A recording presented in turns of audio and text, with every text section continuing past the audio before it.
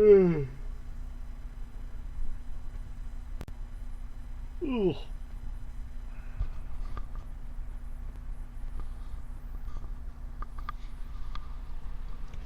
Hello, peeps. Hey, Kyle. Let's see, Maurice, Will T, Dave Time, AJ Mandam. Hope I pronounced that right.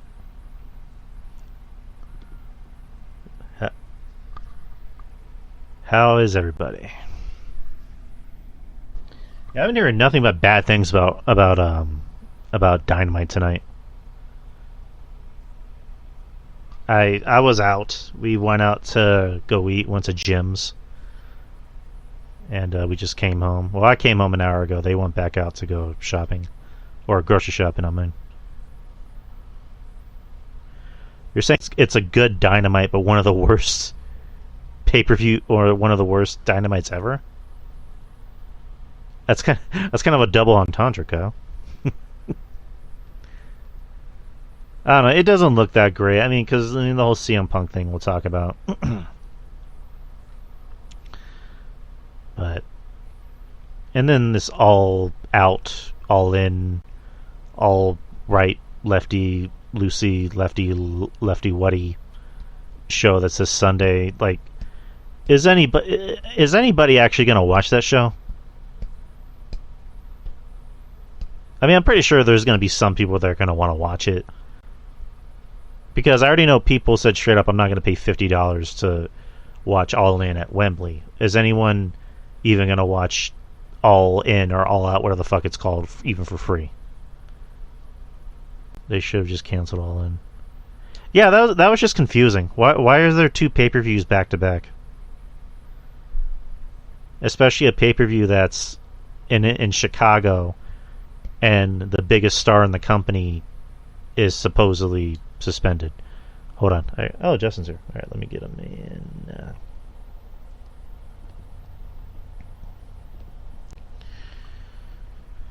Hello. Hello. What's up? Not much. Just entertaining the masses. It's funny because like we were out. We went to dinner, and oh, nice. Didn't actually see Dynamite, but I was just seeing everybody just saying that the show was not very good. And then talking about the circumstances, yeah, for sure. And then the show that's this Sunday, which is just, I mean, we'll talk about it. I'll save all the hate for the show, but oh yeah, we know it's coming for sure. I'm interested to hear your thoughts. But how are you, man? How's everything? I'm good, man. Good. Can't complain. Yeah, I did go to the shop today for a little bit, but I was at the dealership for most of the day. I was getting my battery replaced. I didn't have to pay anything. It was part warranty, but it just took a long time because I guess like one of the guys, like one of the guys that works on those kind of things, they came into work late today, so I was there for like 5 hours. But I was able to listen to a lot of good podcasts today, so not gonna complain. So yeah, that's the best way to do it, man. Find some good podcasts, find some good videos on YouTube, maybe some music. We'll see. But it's already 9:03. We're gonna get this shit started. And 3, 2, 1. Hey, what's going on, guys? It's Wednesday. It's 9:03 p.m. and welcome to the experience, people. Drew Yard Experience. I don't want to get sued by Jim Cornette, but the Drew Yard Experience, or you can call it the Experience. Just keep it to yourself. But I am Drew. I'm the host of the show, and with me, as always, Justin from Spinebuster Tees, SpinebusterTees.com. Awesome, and we got a nice little show here for you. We got some. It's a very, I would say, a news-heavy show, but also a wrestling show heavy show, if that makes sense. This has been the most news heavy week of the year, period. Right. So if it's all the same to you, we probably won't delve too much into the regular shows because let's just face it, Raw was Raw. It was the same Raw we get every single week. It's the Judgment Day. It's Sami Zayn. It's Kevin Owens, and a sprinkling of Cody Rhodes. They didn't main event, by the way, so that was a change at least. Yeah, the Becky Lynch and whatchamacallit, Zoe main event, and it was actually a pretty good match. Yeah, I thought it was good. Yeah, for sure. Yeah, I had my doubts. I'm like, this is gonna be the main event, and then I'm like, oh, this delivered. Yeah, Becky thrives in those types of matches. So I knew it. I wouldn't say I knew it was gonna be a good match, but just by the two who were in it, I had more faith than usual. Right. And then NXT was decent.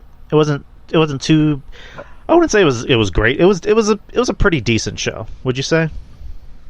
Yeah, NXT. Yeah, NXT to me is the most easy 2 hours to watch for me personally. Like it's super easy to get through. I'm loving the direction that they're going in. They're trying new things. They're doing their own G1 down there. So like, New Japan has the summer G1, obviously the G1 Climax, and they have their own version with it with this Global Invitational, which is around Robert tournament. So I'm all game for that for sure. So.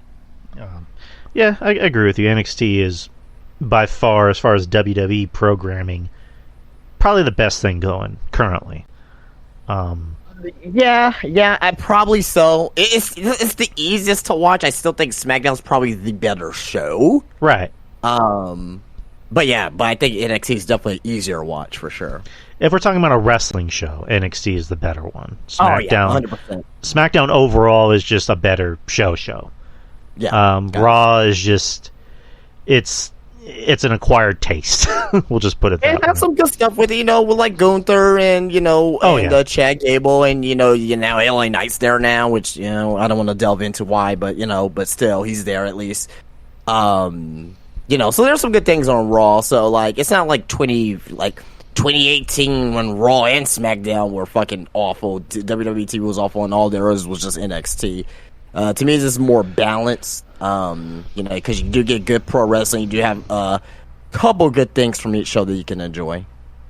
Right.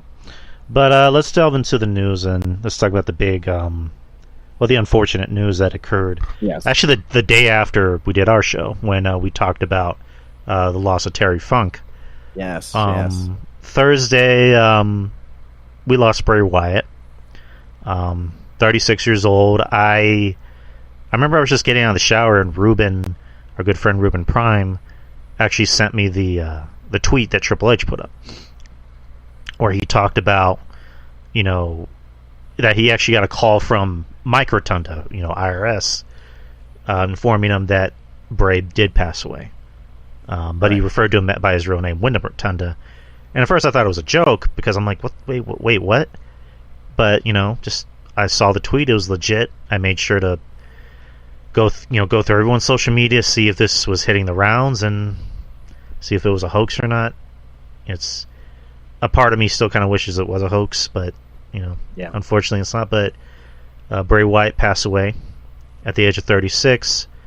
I want to just give a shout out to Wrestling Soup. Wrestling Soup, I thought, covered it really well. they discussed it. I think like 2 hours after it happened, after the news came out, and during the I was gonna ask you if you wanted to go live for it, but unfortunately I had some things I had to do, but I was listening to podcasts in the car, right. But yeah, like that was like probably one of those like emergency situations where I probably wouldn't mind jumping on doing like a to give our immediate thoughts about it, because right. I'm pretty sure the people who watch, or not watch, but listen to the show probably want to hear our thoughts about it. And now you're finally gonna get them, but right.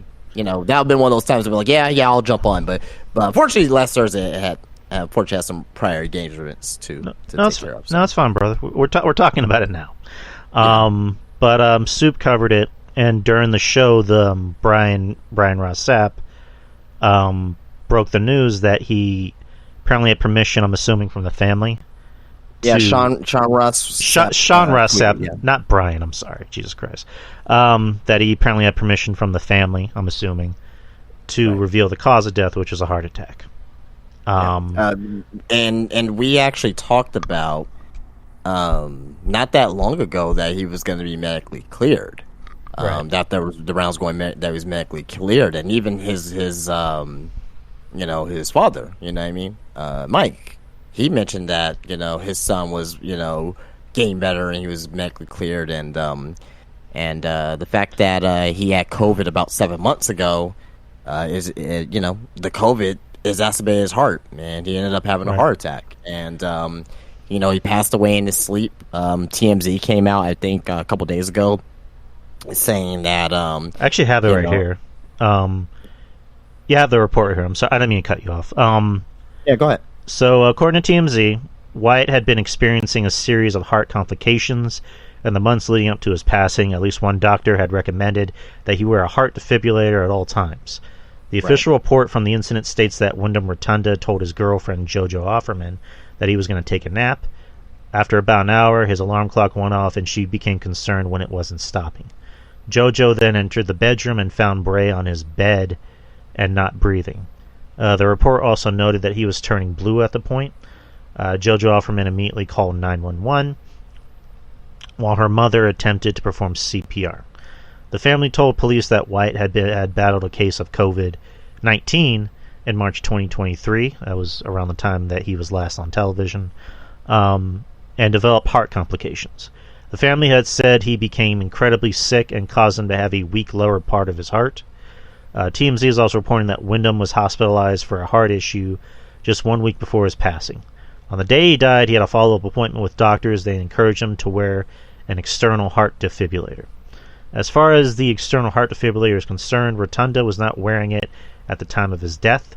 Police later found it in his vehicle that was parked in the driveway of his residence. We continue to keep the family and friends of Wyndham Bray Wyatt Rotunda in our thoughts and prayers. Also another thing, I don't know if he posted it to his social media, but there was a video that came out, which was supposedly like 4 or 5 hours before he died, where he talked about his uncle Barry Wyndham, who had just, I believe, had a heart attack that same day, or maybe around the same time, I forgot. But and he lived, and yeah. Were you talking about Bray? Yeah, Bray had posted the video. Bray posted the video talking about his uncle Barry Wyndham. I'm not too sure of that. I mean, because there's been a lot of things coming out.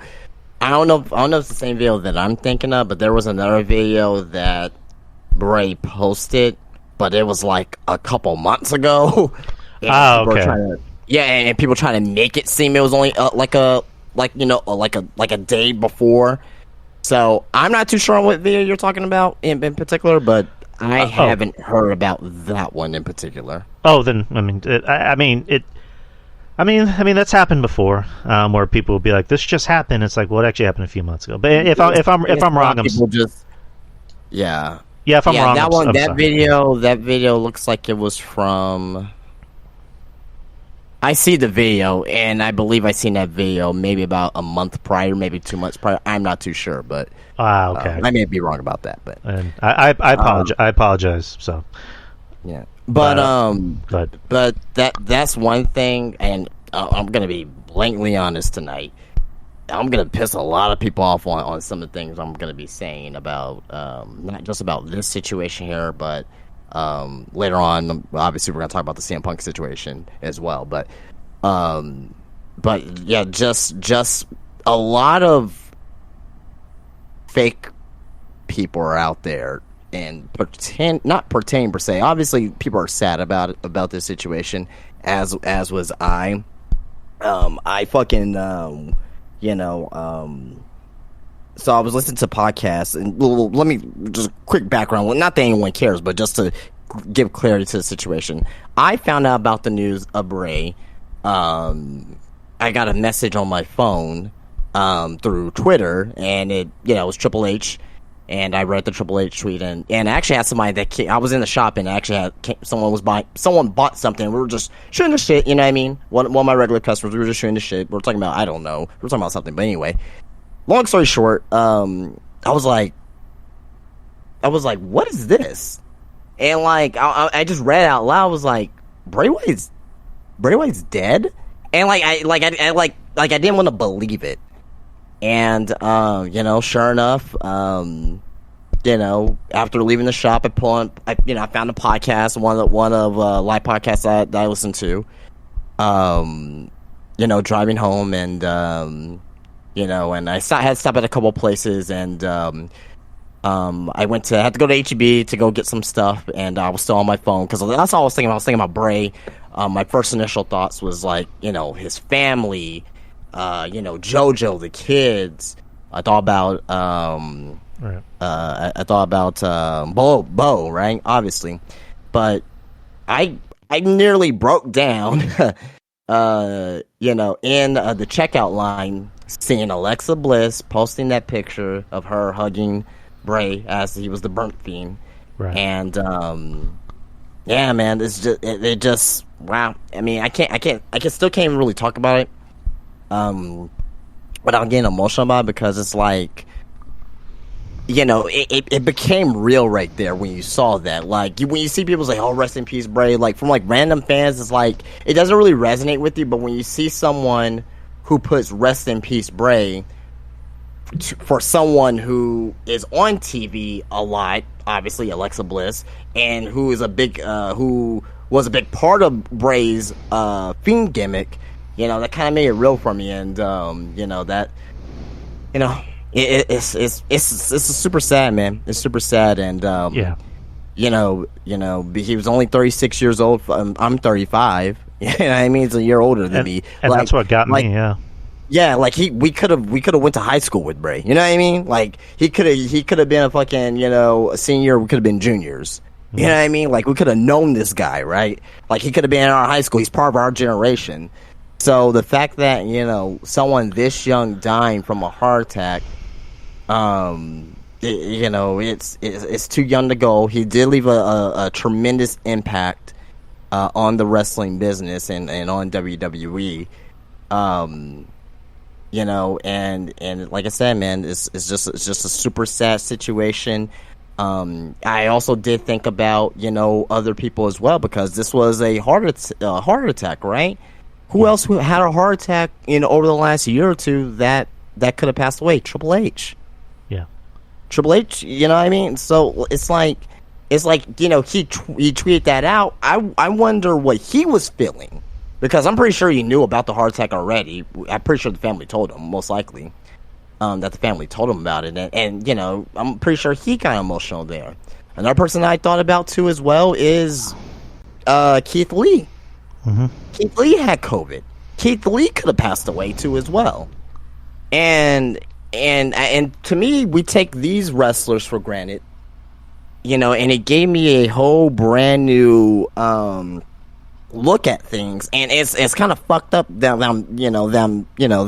from before that, you know, that we were taking these wrestlers for. I mean, we still are, you know, to an extent, but now it's like, you know, you never know when someone can go, and the fact that, you know, we have, and I'll tell you this right now, I have one person who messaged me on my business Instagram, immediately said to me, not even 20 minutes after he passed away, hey, I'll take a Bray Wyatt figure. Didn't say rest in peace, didn't say anything like that. I told him to fuck off. You're not allowed my fucking shop no more, because I told him to fuck off. You're not allowed my shop no more. And this guy spent some money. in the shop. And you know, I'm probably going to get backlash on it. I don't give a fuck. People need to realize that this was a human. This was a human being who lost his life, and now his family, talking about JoJo and his kids, and you know, his ex-wife too as well, because she's part of the situation. You know, all of them, they're the ones that have to suffer for this. Yeah, they're the ones who have to, you know, make ends meet. You know what I mean? They're the ones who's gonna need to, you know, figure out how to cope and move on and do that. Like, I see, and I'm seeing a lot of wrestling fans, and I'm seeing wrestling fans who are on Twitter. There's some fans on Twitter that I follow. There's some accounts that I know of who did not like Bray Wyatt, who said things like, "Hey, I don't care if he ever comes back to TV." I saw some fucking moron say something like that, where he's like, rest in peace to Wyndham, but I'm glad that he's not going to be on television anymore. Oh, I'm not talking about that. That's just entirely up as well. Obviously. But I'm talking about prior to. I'm talking about like maybe a month or two ago. I don't care if he's not back on TV. Well, got your wish, I guess. You know what I mean? And that same person, he's not an influencer. He doesn't make videos or anything like that. He's just a known Twitter account. The same person's like, rest in peace, Bray Wyatt, rest in peace, Wimbledon. Well, you just say you didn't want him back on TV. I understand it. You're being respectful. That's great. But you need to understand the ramification of your words, right? Sometimes you gotta say, I don't want this character to be on TV. But sometimes, and he may have meant that, but he never came off that way. So to me, at the end of the day, it gave me more perspective on these pro wrestlers that we take for granted. And, I'm not going to be as hard. Like, I mean, I'm saying this now. Who knows? This may blow back in my face. But I'm not going to be as harsh as I am on these wrestlers anymore. Because, again, we take these guys for granted. Now, obviously, their TV character, I'm still going to criticize, like, oh man, I don't like what they're doing with this, such and such. Okay, hey, their promo sucks. Still gonna criticize the wrestler itself, not the person, right? Unless if you're, Aaliyah, who's a known racist, that's completely different. That's a different situation right there. You're just a horrible person. That's completely different. But how we give Dana Brooks shit or whatnot. Like, I don't really. And again, like I said, I know we talk about the character, but it's like, to me now it's kind of like, maybe she should not be on TV. Maybe she should be on TV. Things like that. I'm not really gonna speculate on shit like that no more and say shit like that, because you never know. You may get your wish, and you may get your wish in the wrong way, and just people saying stuff like that to me, and I was a part of it as well. It's just, at the end of the day, it's just insensitive. So sorry, blabbering on about that. Oh no. And we are all trying to cope with this loss, but. Again, I feel for I really feel for JoJo and the kids. I really do, and his ex-wife as well. Like, I really feel for them, because at the end of the day, they're the ones that's suffering the most out of this, right? Because in 2, 3, 4, 5 weeks from now, right, we're probably gonna quote unquote move on, in quotations, but they're not gonna move on. They're the ones that is not gonna hear his voice, in the morning, or they're not gonna, be able to hug them or touch them or anything like that anymore. And it just puts things in perspective. Life is too short, and whatever. If you're having any issues with family members or anything of that nature, sometimes you just gotta, hopefully you can try to make ends meet with stuff like that, because. You never know. It may be your last time even seeing them. You know what I mean? Right. So, but yeah, that's my opening thoughts about this whole situation. So, just to kind of piggyback off the last thing you said, so WWE on YouTube had posted eulogies from different superstars: Bayley, Drew McIntyre, right? Kevin Owens, Sami Zayn. Bayley, you said we all need to kind of. We all need to just be better people, just be nice. Bayley said the same thing. Just like, I just want to end this by just telling everyone, just be nice to each other, be good to each other. It's like a 35-minute video of different stars talking about right. Bray. Byron Saxton was the one that broke my heart. I saw. I mean, they're all very sad and all of that, but yeah, no, but Byron was yeah.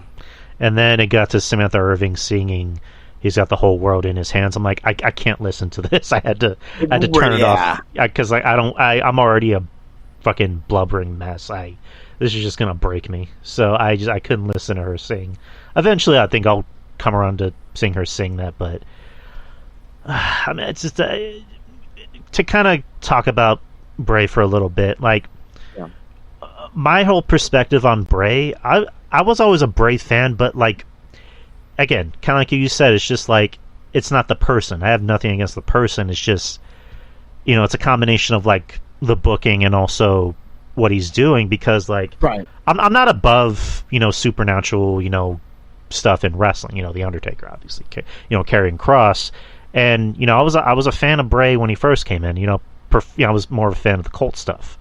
To me, and I forgot who I was talking about this with, but like the way I looked at Bray's career was just wasted potential, because he came in and they were treating him like he was the new Undertaker, and then he ran into a brick wall known as John Cena, and then years later, Seth Rollins, and then Goldberg when he was the Fiend, and that got over.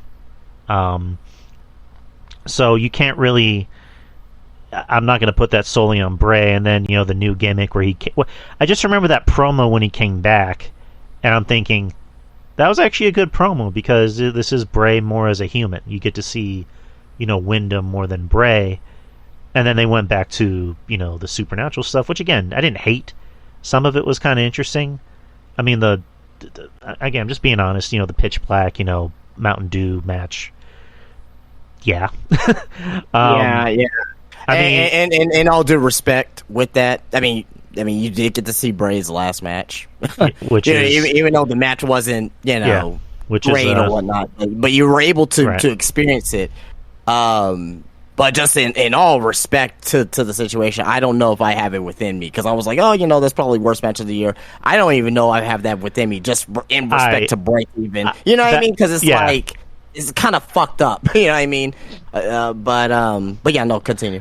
It's funny. I was thinking the same thing, because I'm like, this was my worst match of the year. I think I'm going to take this off. Oh yeah. I mean, I can't even but yeah. But I mean, you said I was able to see his last match. It's an unfortunate honor, the way I look at it. Yeah. It's very chilling to think about. And I mean, you look at LA Knight. LA Knight became a big star out of that feud, and I guess we can kind of segue into SmackDown. Well, before we do that, well, are we still we're still talking about Bray on SmackDown? Or is that what we're going for? I mean, do you still want to keep talking about Bray for a little bit? Well, I mean, there's still a few things. Go for it. Yeah. So I want to ask you, in our audience here, what is your favorite Bray moment?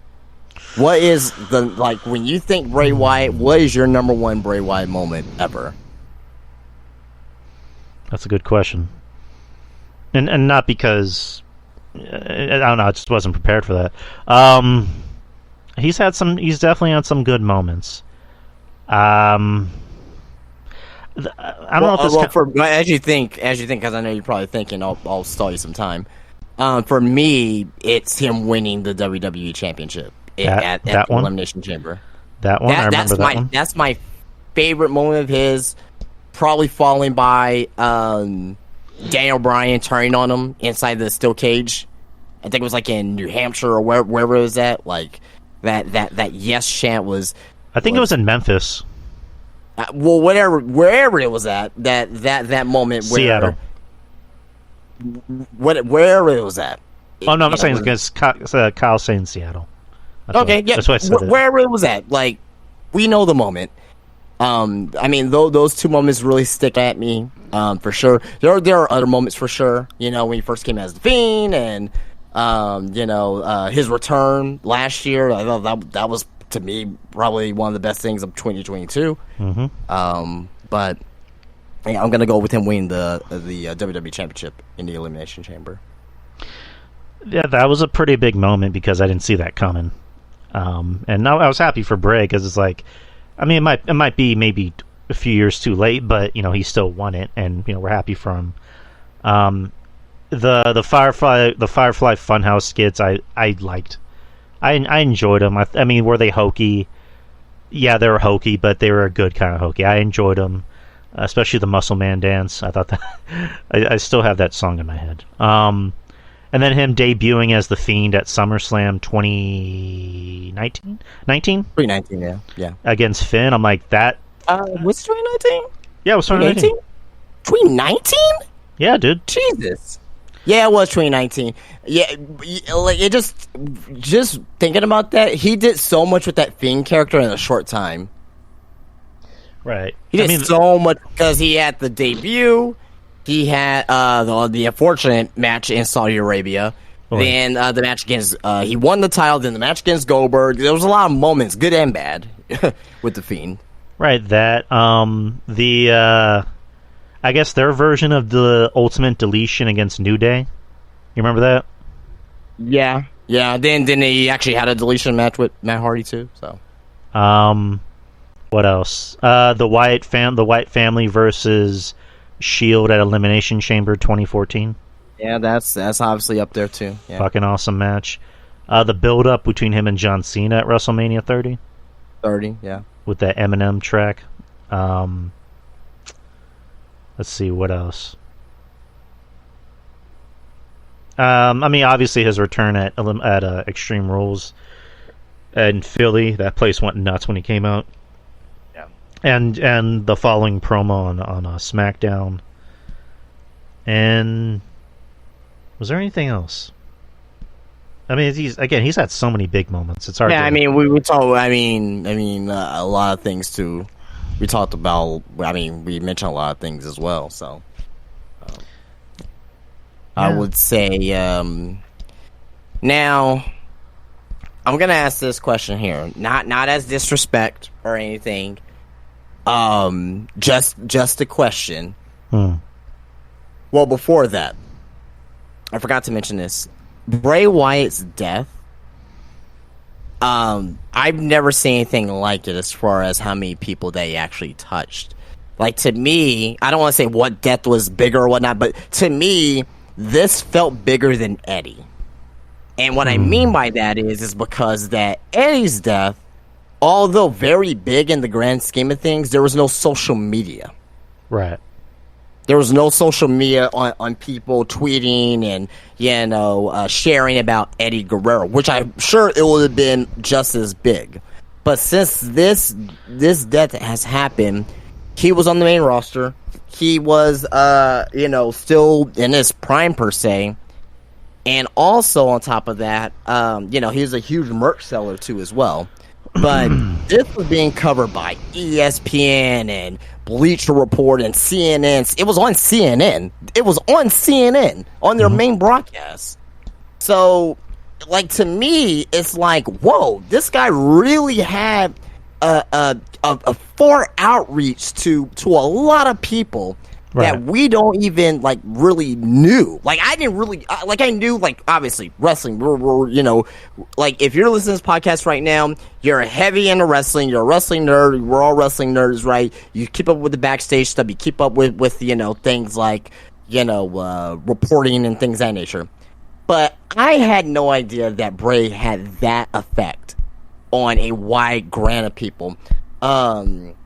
What's her face? Vanessa Hudgens made a post about a story about the Fiend, and I was like, wow, like at first I didn't know you like wrestling. Okay, that I didn't think I could like you more. Now I like you even more because you like wrestling. But that's number one. Number two, I wasn't expecting that.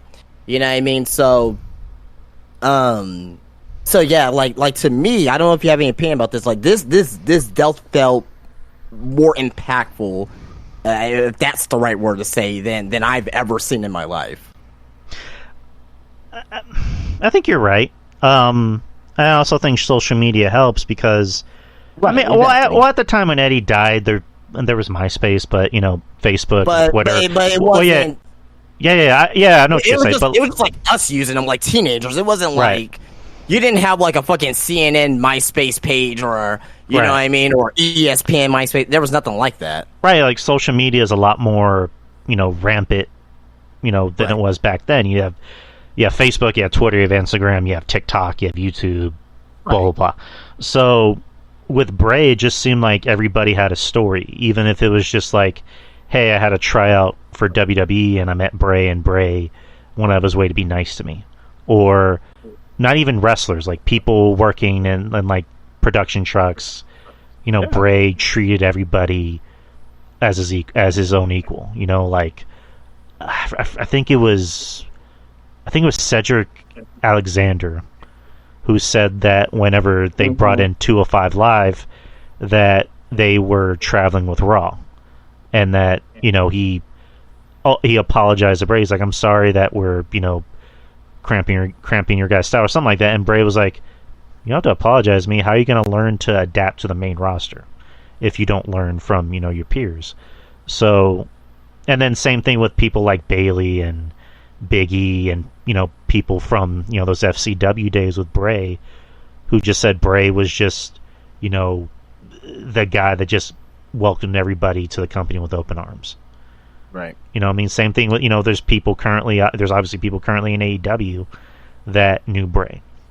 Yeah. AEW actually on the break, I think it was for Rampage, that they had the in memoriam of Wyndham Rotunda, and actually did that on Twitter as well, and also Impact as well. They did the same thing. So, at the end of the day, like, wrestling is a family, man. Like, these wrestlers, like it doesn't matter like who you play for. You got wrestlers in AEW who's never been in WWE, WWE guys who's never been in AEW. But at the end of the day, everyone respects each other, right? And everyone, wants to see. Everyone's like secretly cheering each other on as well.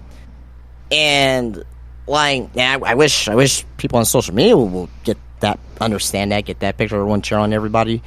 But despite that, like to me at the end of the day, I'm looking at this. I'm like, man, like wrestling is a genuine brother sisterhood, and I'm just glad to see that everyone paid their respects to Bray. At the end of the day. Yeah. I'm still getting emotional thinking about it. So yeah, it's gonna be a while. It's gonna be a while for us. So. If I crack up, people, I'm sorry. But moving on to the next day. So you had SmackDown, and they opened the show with everybody from I believe some people in NXT were in attendance. Raw and SmackDown. Seth Rollins posted a video on Twitter explaining why he couldn't make the trip. Couldn't make it, yeah. That one was bad. It took me a while to even get through that one video. Like, it was like a 3-minute, 4-minute video. It took me like 20 minutes to even watch it because I couldn't, Seth. So I mean, despite what anyone thinks about Seth as a wrestler, gimmick, or even a person, he explained, that he heeded advice that he got from Bray, which was, take care of that baby girl of yours. Yeah. So I mean, screw. Like, if you have, like, I understand, like, if you don't like their gimmick or you don't like their wrestling or the direction that they're going in, but most of these wrestlers, not all. I mentioned one earlier. Most of these wrestlers don't really give you an indication why you should hate them as a person. Period. Debatable, but Seth is not one of those guys. Right. I mean, I'm not trying to turn this into an argument, but it's some more than others. But Seth, I don't really think. I think it's more so just about his gimmick. Yeah, and every now and then he kind of says some dumb things, but like, I mean, even the dumb things as well. Right. Like, that shouldn't get you to, like, I'm not saying you. I'm just saying, like, people, that shouldn't get you to hate him as a person. Like, if you disagree with them, you just disagree with them. That doesn't make him a bad person. You know what I mean? So, like, that's what I'm saying. Like, there's a lot of wrestlers out there who I disagree with on some of the things that they do or they say, or, oh man, that's a bad interview. Like, with Jericho, what the hell are you saying? Or, whatever. I don't dislike them as a person overall. You know what I mean? Because we're all flawed to a certain extent, unless if you're doing like some, like, let's say you're a known abuser, or you're a known racist, or whatever. Okay, as a person, totally fucking get it, understand it. Like, fuck you. Why are you on my fucking TV? I fucking hate you, right?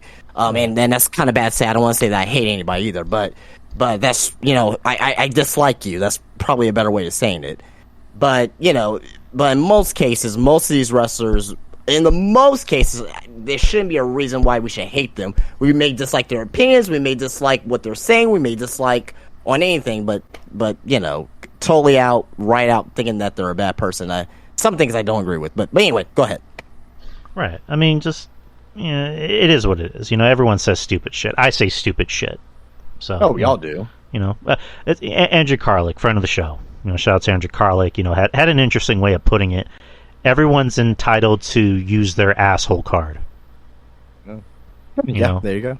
Everyone can have a day where they can just be an asshole for just one day, and that's it. But anyways, so the SmackDown show opened with the talent up on stage.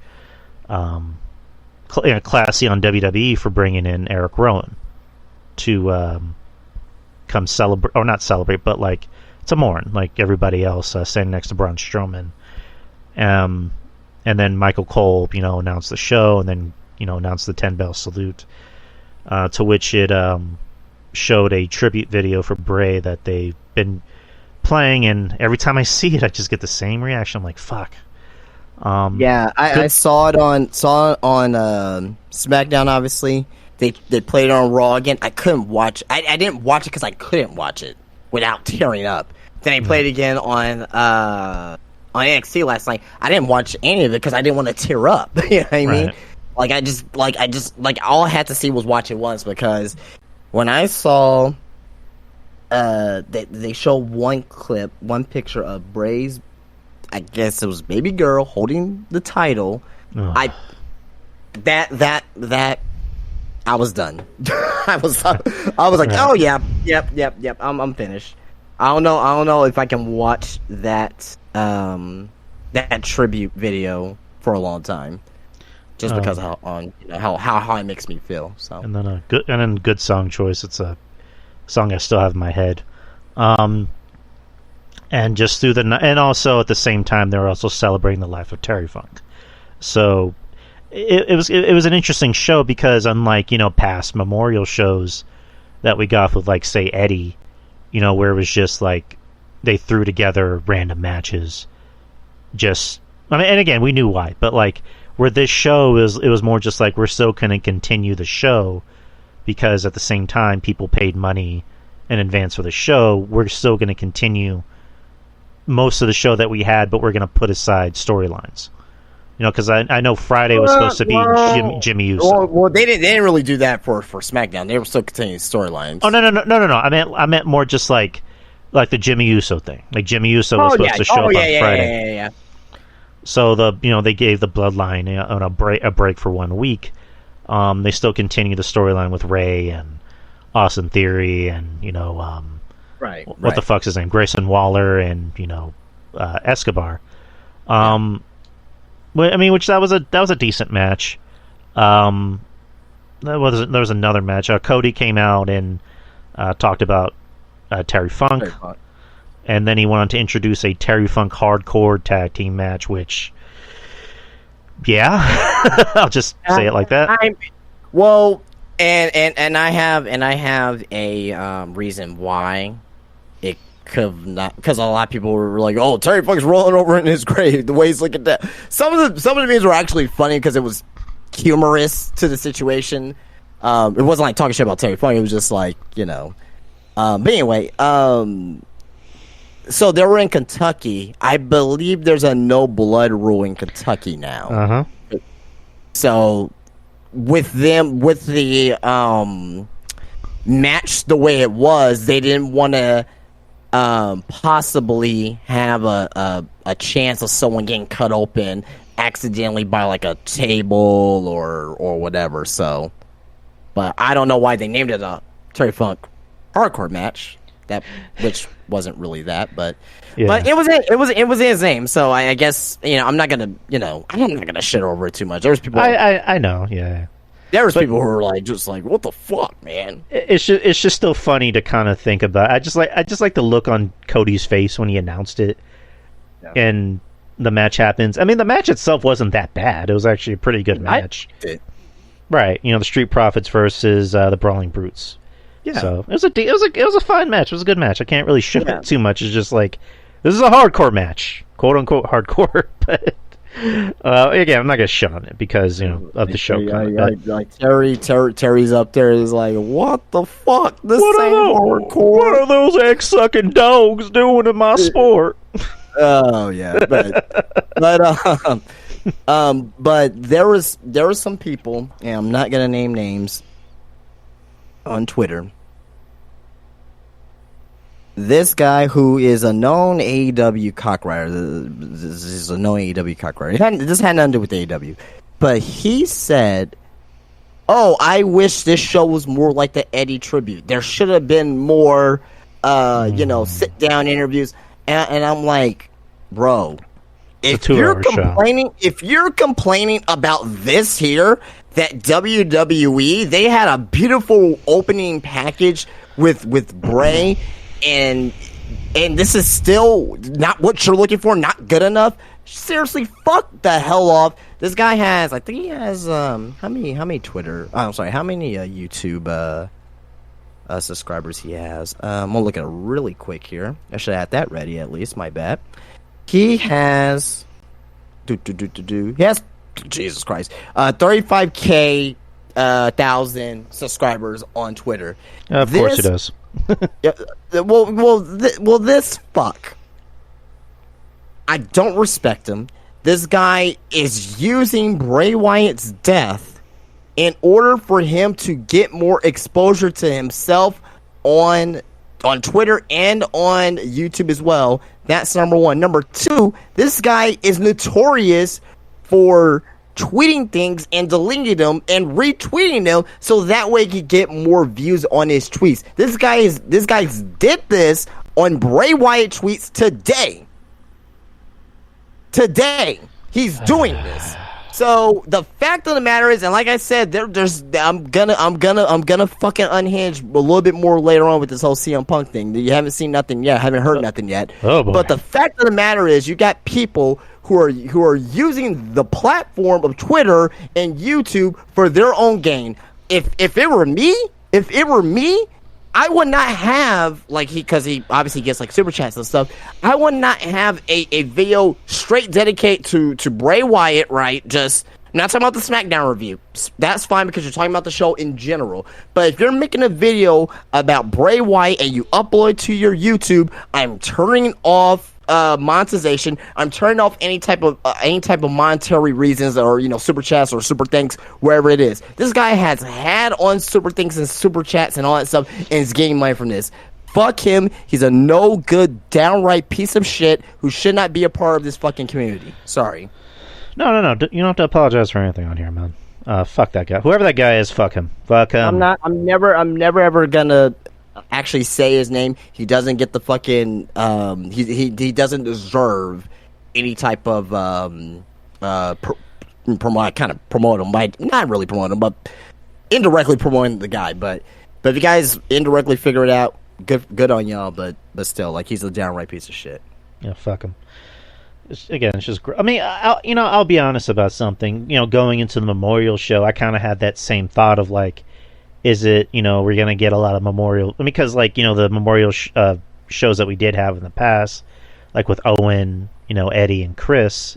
Right. I was just kind of used to, what kind of Memorial show we're going to get.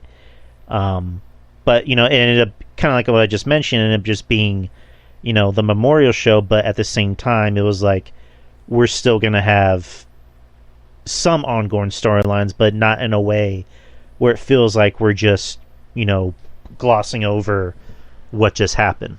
You know what I mean? So there was a part of me that was like... said wasn't wrong per se, because it would have been, obviously it would have been great to have those those interviews, right? But to say that, oh, WWE, they need to do better, they should have had... Dude, not the right time, not the right place, right? Not the right time, not the right place to even suggest that. It's fucking distasteful as fuck. Yeah, fuck that. But I think we're giving him. Plus, at the end of the day, don't want to make any excuses for why didn't happen. If they would have, let's say they would have done that, right? then that means you would have to cut some interviews, like the Good Brothers, interview that went long. Obviously you're not going to be able to put that on a 2-hour TV show, right? So, and obviously these deaths that happen, like you mentioned, Eddie, and Benoit happened, but they still did it as a tribute show still. The Benoit, the Eddie, the Owen Hart, the Brian Pillman, right? Even, they all had tributes, but that was before social media. Still, that was all before social media, before they had Twitter. They could post these things online. So I'm glad that WWE put on unaltered versions on YouTube and let us go find those and watch it ourselves. So, either way, I would have been good with either or, but just at the end of the day, just be glad that we were able to see a type of celebration for his life,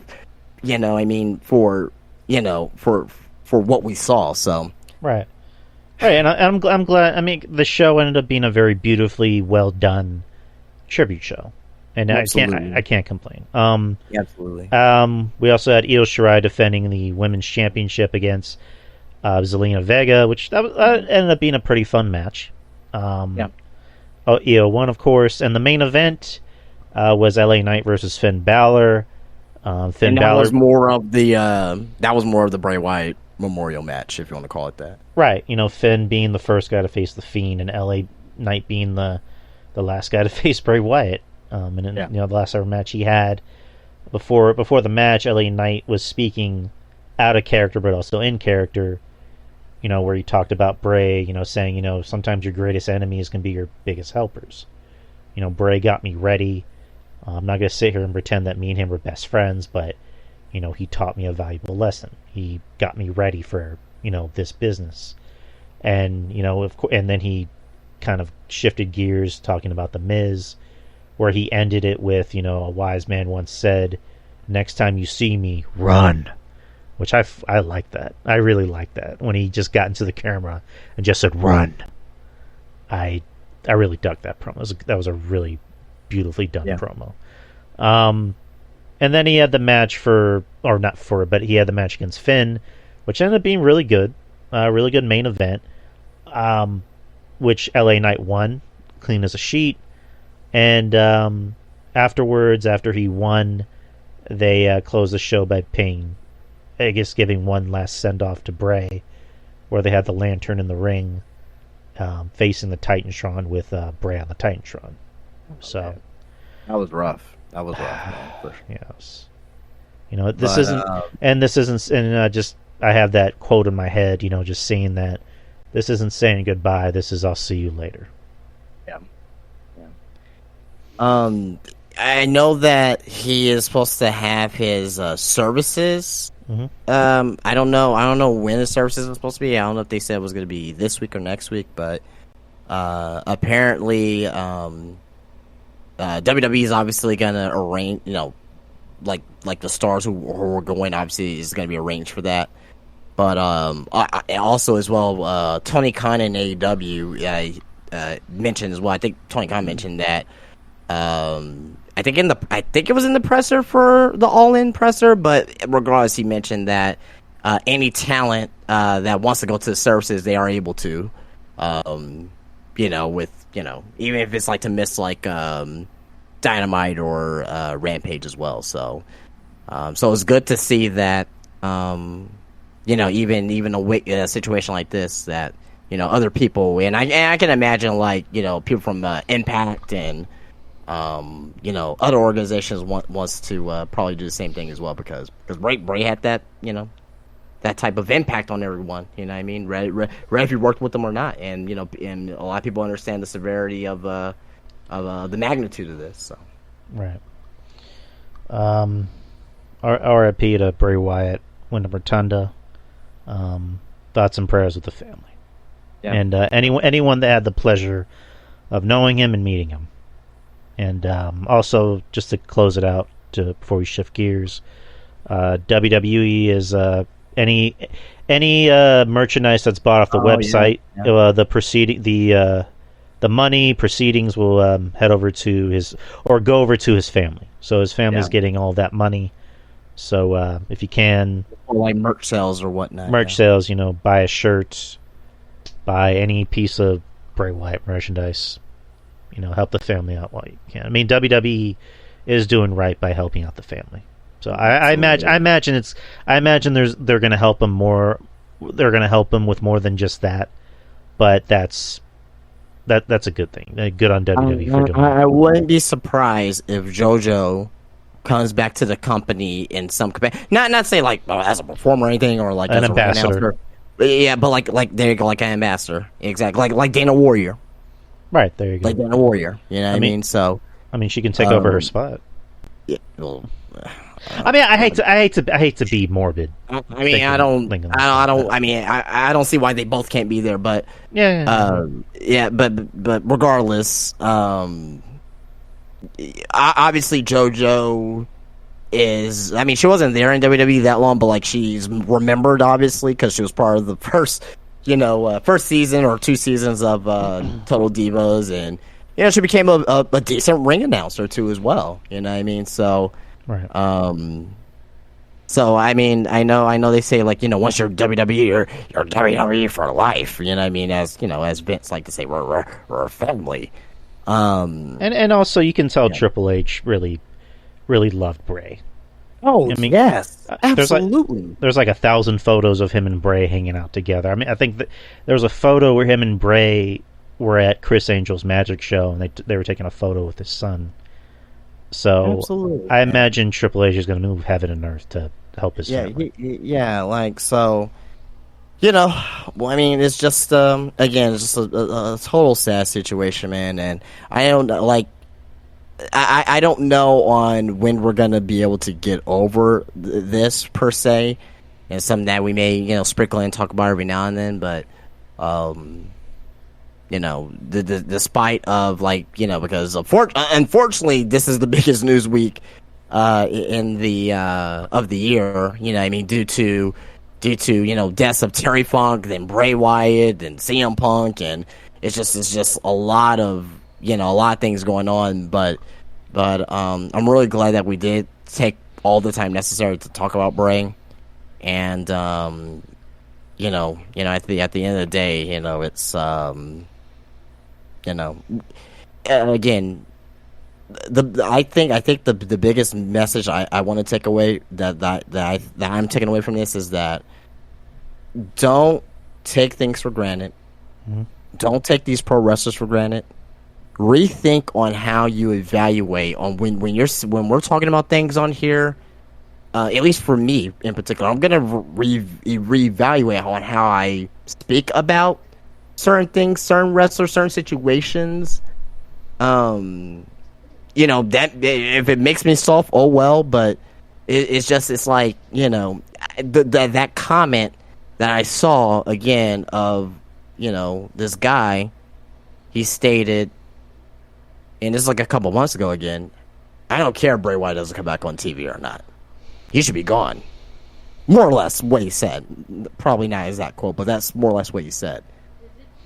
And the fact that he passed away and this fake love all of a sudden comes out from him, well, you've been hating Bray for the last few years, and now all of a sudden you're like, oh, rest in peace, Wyndham. Like, go fuck yourself. You know what I mean? Like, it just, I just can't accept fakeness no more in this in the IWC. So, totally understand that. And also, R.I.P. to the legend, Bob Barker. Jesus Christ! Why did I have a brain fart? Bob Barker passed away on Saturday. Man, he was about to be 100. You know what? I saw a tweet that said that Bob Barker is such a legend that he went as close as he can to not go over $1. And now kind of like it represents the prices right. I'm like, goddamn right, man. Like, goddamn Bob. Yeah, man. But Bob Barker, man, I like my biggest memory of Bob Barker. Obviously, Price is Right and all that stuff. But he was also in Happy Gilmore, obviously. But my best memory of him, I was probably in first or second grade. Couldn't be no more in second grade. I was super sick, And my mom, who went to work at the time, obviously I couldn't stay home by myself, so she took me to my great grandma's, who lived on the east side, off of East Houston. If you know, like off of East Houston on the east side of San Antonio. Yeah. And I was super sick, man. Like, you know, I had asthma at the time too as well. So I was just a fucking, like, anything fucking either hurt me or I couldn't breathe right. Like, I was a fucking mess back then. I remember I fell asleep, I woke up, The Price is Right was just starting. I just remember watching The Price. It wasn't like my first time watching The Price is Right. Like, I already loved the show. But that was just my biggest memory of seeing, you know, just seeing Bob Barker on there and just seeing the showcase and, you know, seeing the wheel and seeing Plinko and all that stuff. So, you know, and I know there's a lot of people, and I thought I was the only one. I never really knew that, you know, a lot of kids, you know, around our age, Drew, now, you know, when sick days happen, man, people watch The Price is Right, and I thought I was the only one, but, man, rest in peace, Bob Barker, man. I love, man, like, after Bob Barker left, I just stopped watching the show. I didn't care about Drew Carey like that. You know what I mean? But, I like Drew Carey. Well, I mean, Drew Carey's cool. He's cool. I like him, but to me, Price is Right is Bob Barker's show. I know. Yeah, he's a legend, and just again, same sentiments with you. Like, you know, just being home on you know, just being sick at home on school days and watching, you know, daytime television like The Price is Right, and just Bob Barker was, you know, the voice of was one of the biggest voices on television. And of course, you know, seeing him in Happy Gilmore, just kicking Adam Sandler's ass to this, riding from the dash. So, you know, I probably shouldn't say that, but you know what I mean. The part that The Price is Wrong, bitch, and then he wakes up and like punches him, because originally that was supposed to be for Ed McMahon, like that role. Well, Ed McMahon, right? Yeah, Ed McMahon, and they went for Bob Barker, and Bob Barker was like, you know, can I do the fight scene with Adam? Because they originally wanted a stunt guy, but he was like, I'll do the fight scene, and, you know, I can do the stunts, I can roll around in the ground. And then when he saw, like, the stunt guy, you know, I guess roll all the way down the hill, he's like, nah, I'm good.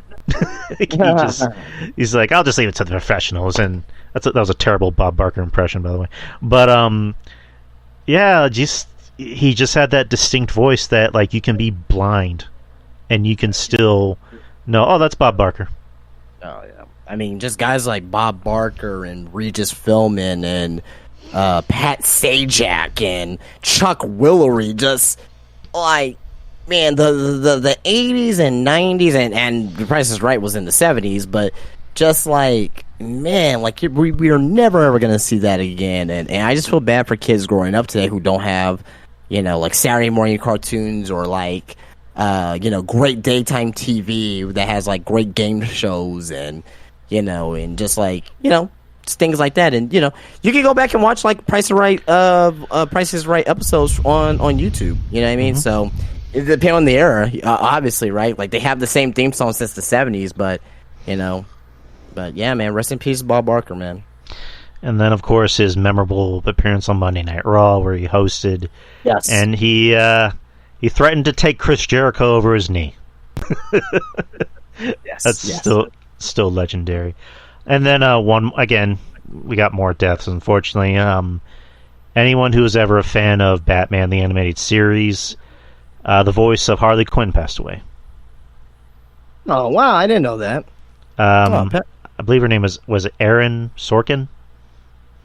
Yeah. Aaron Sorkin. She voiced Harley Quinn on the animated series, and also the video games as well, the Arkham video games. So well, and she had a very distinguished voice as well, for sure. Like, I didn't like know her name. Obviously, it's still super sad. You know what I mean? Passing away, but she had that very distinguished voice. Arlene Sorkin. I'm sorry. Yeah. Where she's like, are we gonna beat him up, Mr. J? You know, that's like a horrible impression, but Mr. J.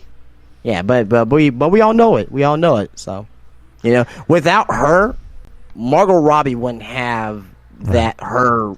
She wouldn't have something to go off of. So it's kind of like with Bela Lugosi and Dracula. Like, I am Dracula. Like, everyone did Dracula like that going forward. You know what I mean? And to some extent. So, yeah. Rest in peace. I mean, it's sad because last year, you know, Kevin Conroy passed away, Batman. Oh, yeah. Mark Hamill. Someone protect Mark Hamill. Yeah, Mark Hamill kind of unofficially retired from playing the Joker because he said straight up, I don't want to play the Joker anymore if Kevin's not there. Yeah. So, protect Mark Hamill at all costs, of course. But I mean, not only because that's Luke fucking Skywalker too as well. I think, Jesus, but yeah. But R.I.P. R.I.P. to all the greats. Our childhood's going away, Justin. Jesus. That's this thing called life, man. It's unfortunate.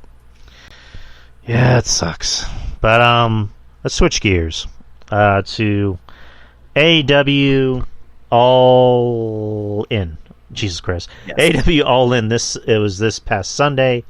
It was early in the day. It was at 12 p.m. Central Time. I just got the replay. I didn't watch it live, but wow. Yeah, I was I was busy during the day, so I wasn't able to catch it. No, absolutely, for sure. But caught the replay. It was at Wembley Stadium, like we all knew. 81,035 people. The biggest event in wrestling history is the tagline. It was the biggest paid event ever, so it's a legitimate record. It's weird because the show obviously was huge. Like, it was a huge show. It was their biggest gate. But all the talk seemed to be happening about what was happening before the show even started. So on 0 Hour, which is their pre-show, one of the matches. Just real quick, because I know we're probably not even going to be able to review the show. Let's just give a quick show rating. What do you give it out of 10? The actual show. All In? Yeah. I'll be honest. I didn't think it was as bad as I was expecting it to be because, and again, I'm the AW hater, but like, we had talked about this. I think it was either last week or the week before, where I had said the show's going to underperform because these matches are just thrown together. But the show wasn't that bad. The match, some matches than others were really good. So I would say, maybe like a C+. I give it a... Well, yeah, so I think we're in the same boat. I think I give it a... I'm giving it a 7 out of 10. You're actually rating higher than me, actually. I'm giving the show a 7 out of 10. The 7 out of 10, wouldn't 7 out of 10 be like a C? Or, actually, no, 7.5 would be a C+. Yeah. It's like a 7.5 for you. Actually, now that I think about it, yeah, we'll just go with a 7. Both of us will be a 7. 7 out of 10. 7 out of 10 for the show. Like I mentioned, I thought there was going to be some really good wrestling on the show, but there were some things that were kind of questionable. Even though I predicted Saraya to win, that was still a questionable booking decision, I thought, because she doesn't wrestle. She hasn't really wrestled many singles matches. Now she's a champion, and it's kind of like, Then the Acclaim winning, I knew that was probably going to be, probably going to be the route that they were going to do, but the House of Black kind of got screwed over in the process. So anyway, but what was your match of the night? Ooh,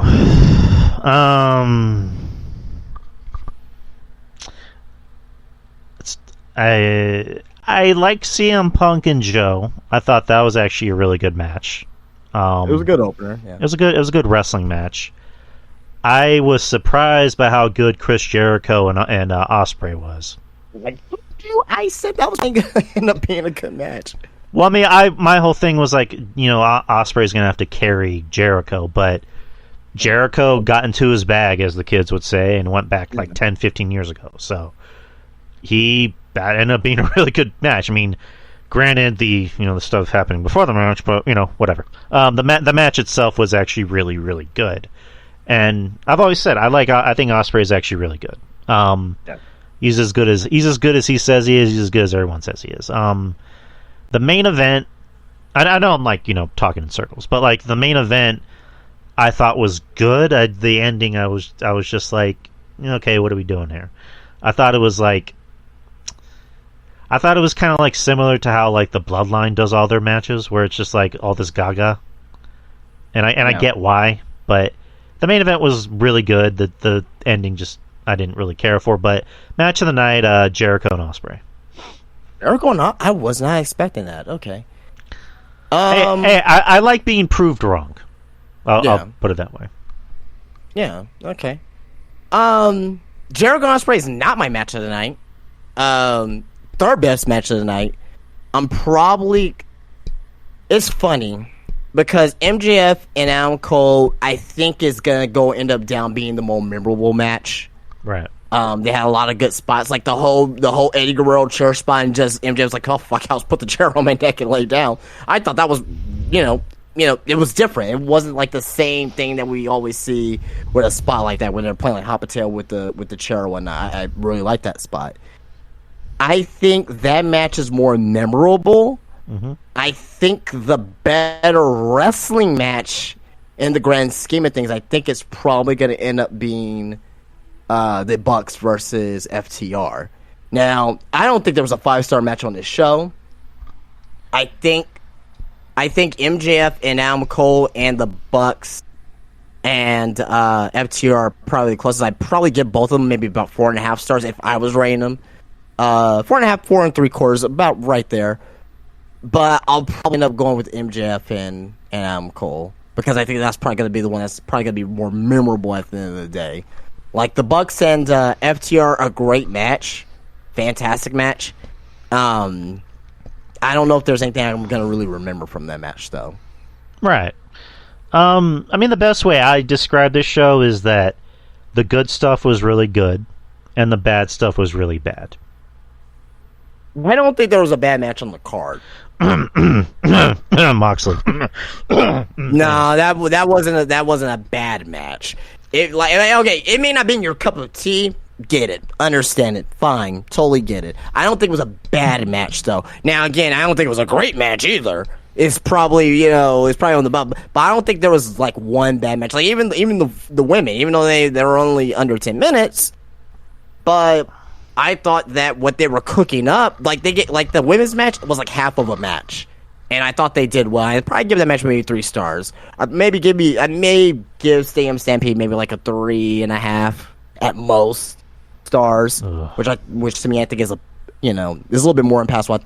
Overall good match, but I don't think there was a bad match on this card whatsoever. Even the Acclaimed versus House of Black. Even though I didn't agree with the ending, I understood why they did it. I get it.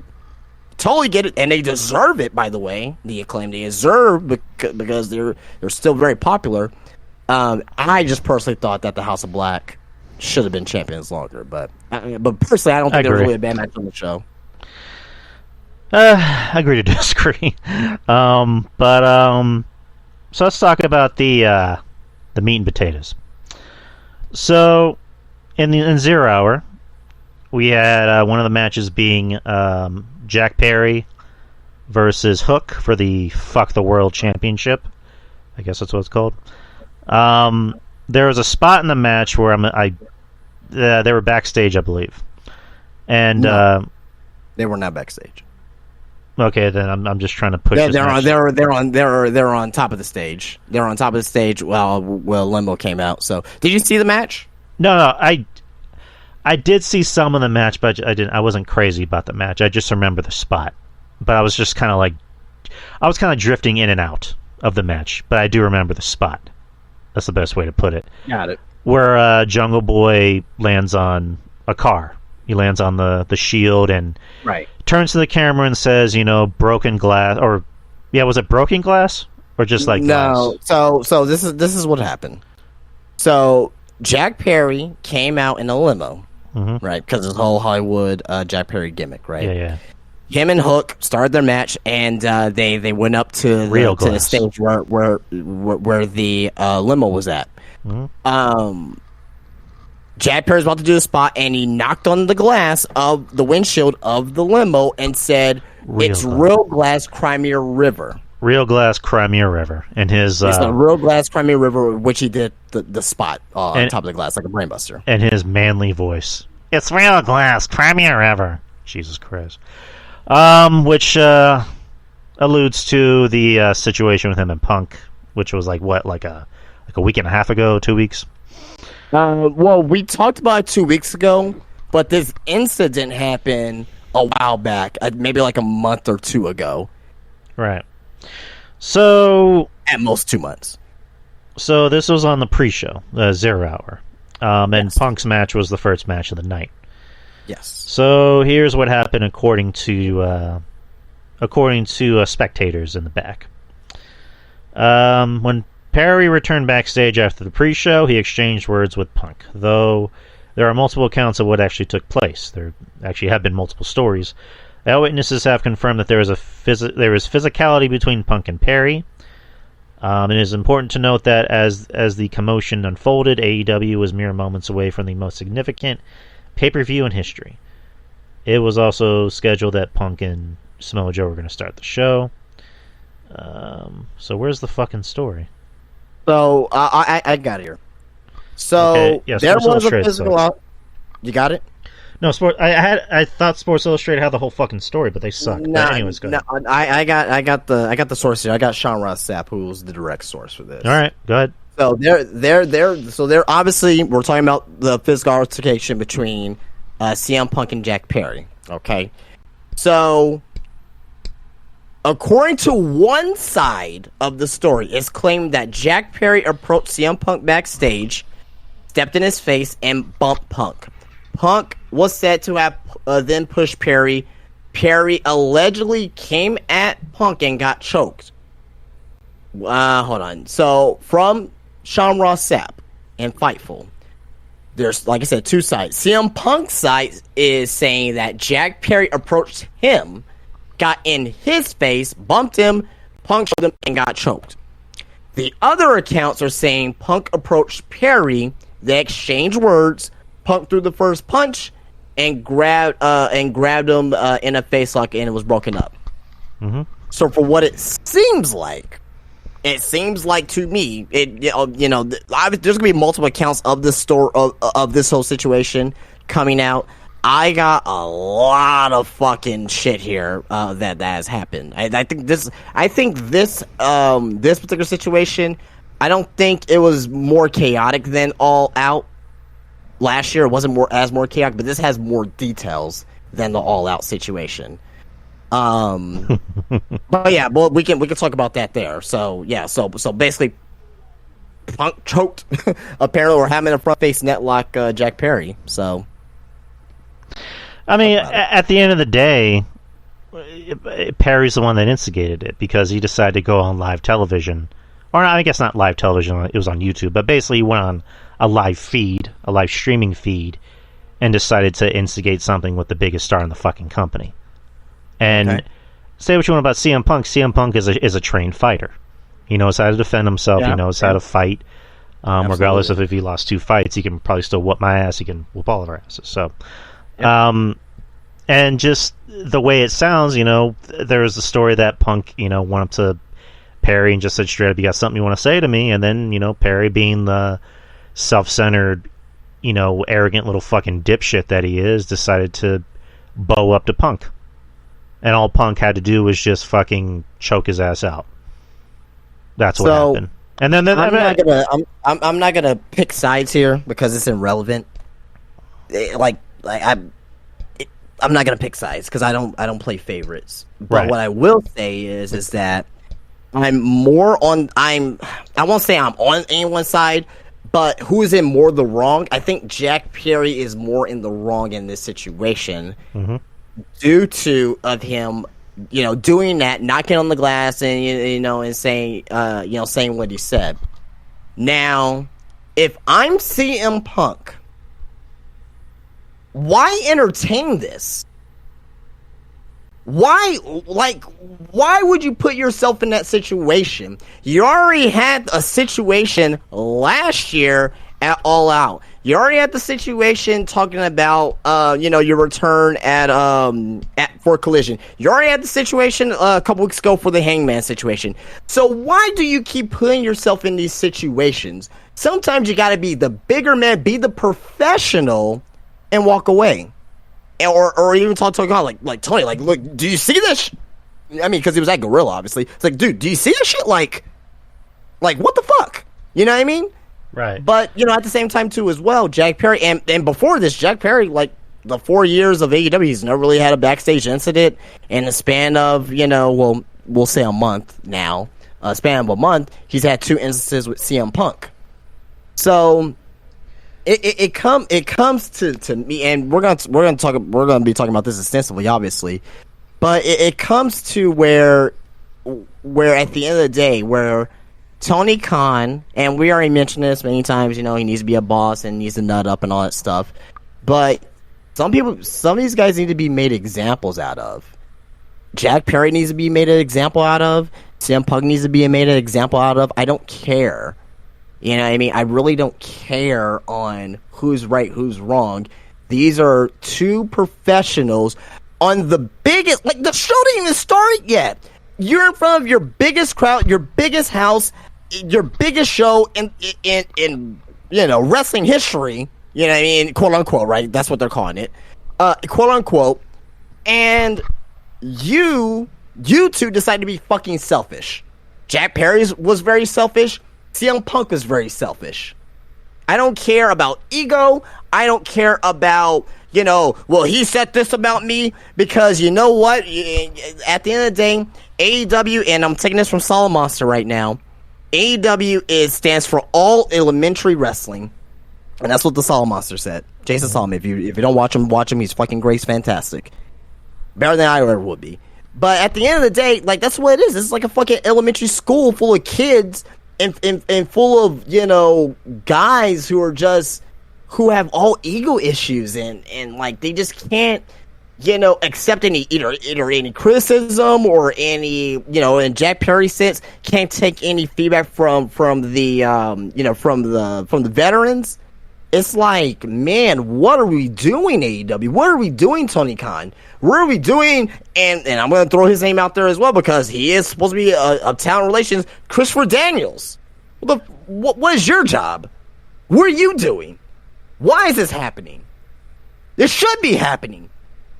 You're the second biggest wrestling organization in the world, and in front of your biggest fans ever, and you're doing this before the show starts? Come on. It's bad, man. It's really bad, man, and it shouldn't be this. The fact that last year, All Out, which I thought was a good show, the biggest thing to come out of it was Brawl Out. Mm-hmm. MJF came back, and no one talked about it. Right. At the end of All In, MJF and Adam Cole had a very, we're just talking about the match right now. No matter what you thought about the match, this, that, and the other, they had a great match to an end of a terrible wrestling weekend.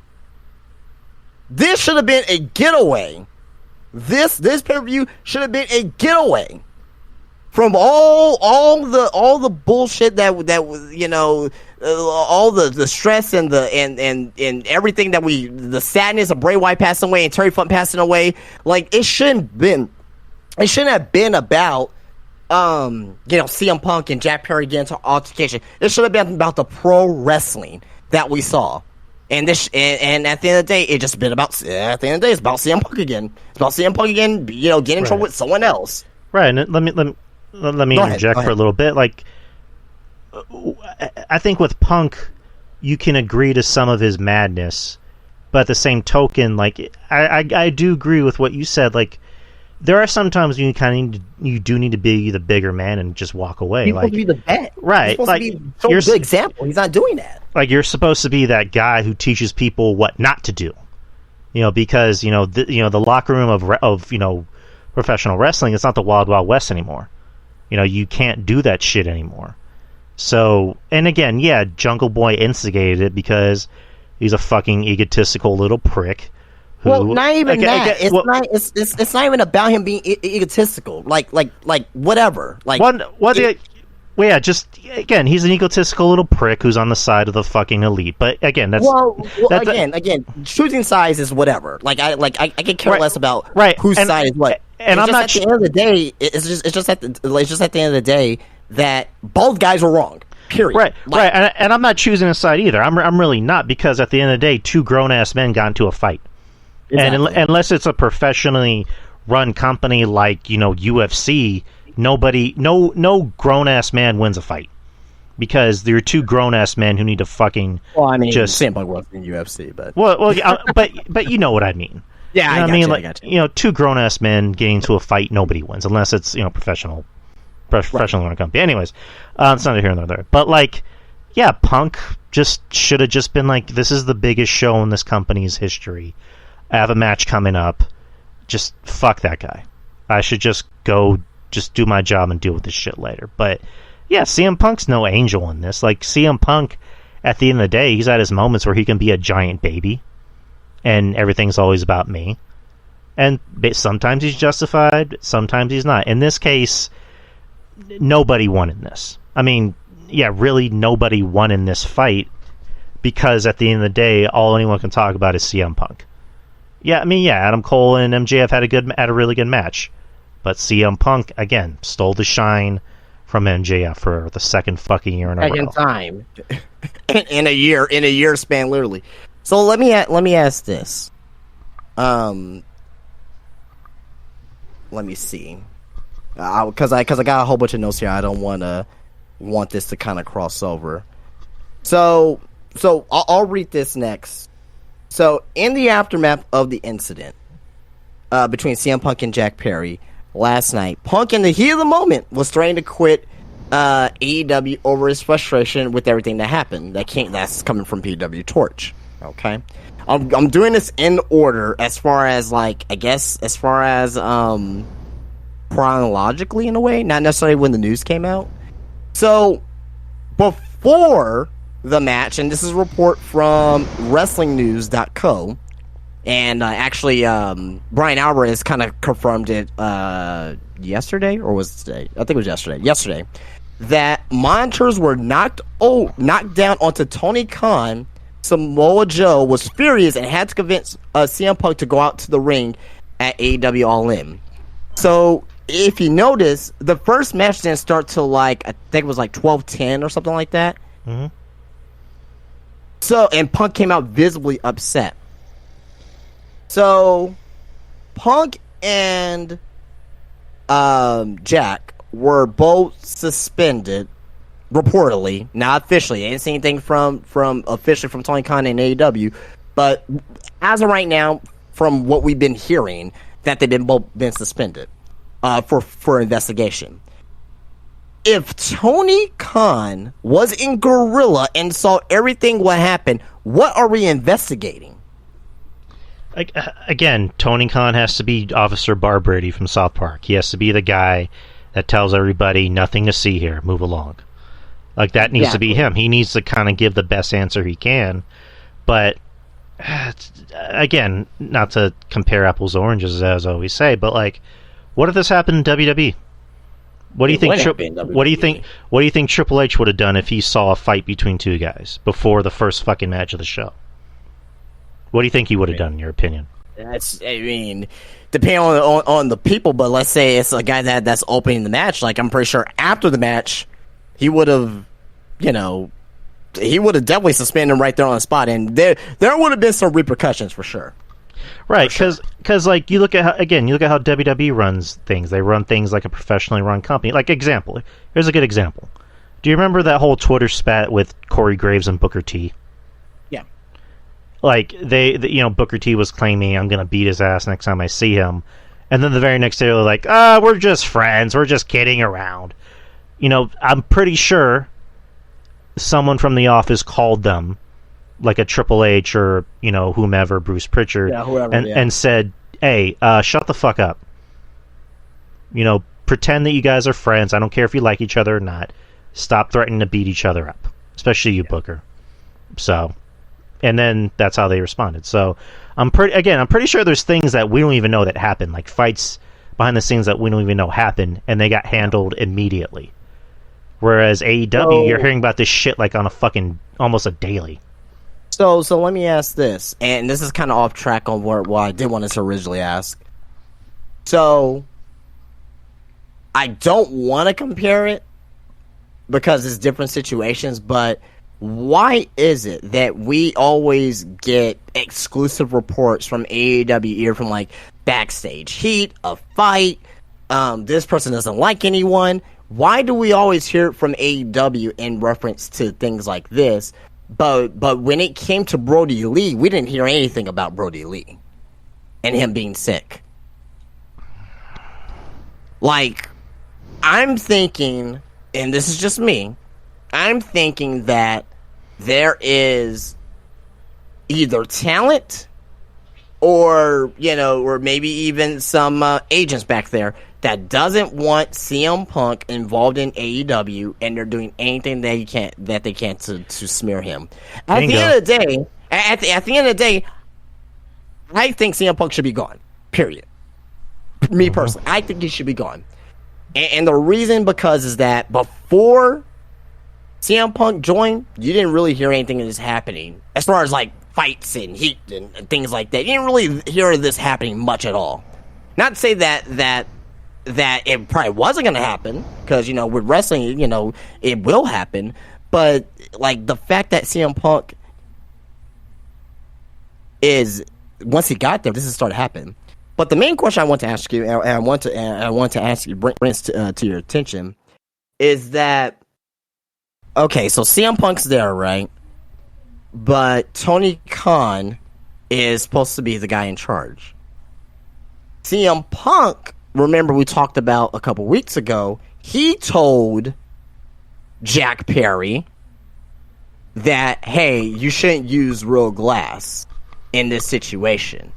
Which at the end of the day, CM Punk's correct. He probably shouldn't really use real glass. I have nothing wrong against that. So, who's really in charge here? Nobody. Is it Tony Khan? Is it CM Punk? Is he in charge? Does he have something that? So go ahead. I'm sorry. Yeah, the inmates are running the asylum. I mean, because you have a point where it's just like a little, as soon as as soon as Cody left, that's when you started to kind of see the cracks, because the difference between someone like a Cody and a Punk is, I think Cody, I don't want to say is a pushover, but I think he's someone who gets his voice across as loud as he can without having to sound like he's, yelling at you. He's not a pushover, he's a professional. Right, he's a professional. Like, he's someone who is going to be honest with you, but he's not going to be someone like a Punk, who Punk has that Midwest, Chicago kind of attitude to him, where even if he's saying like the nicest thing in the world to you, it's going to sound like he's being a dick. You know what I mean? Because Punk is very blunt about how he feels about shit, especially wrestling.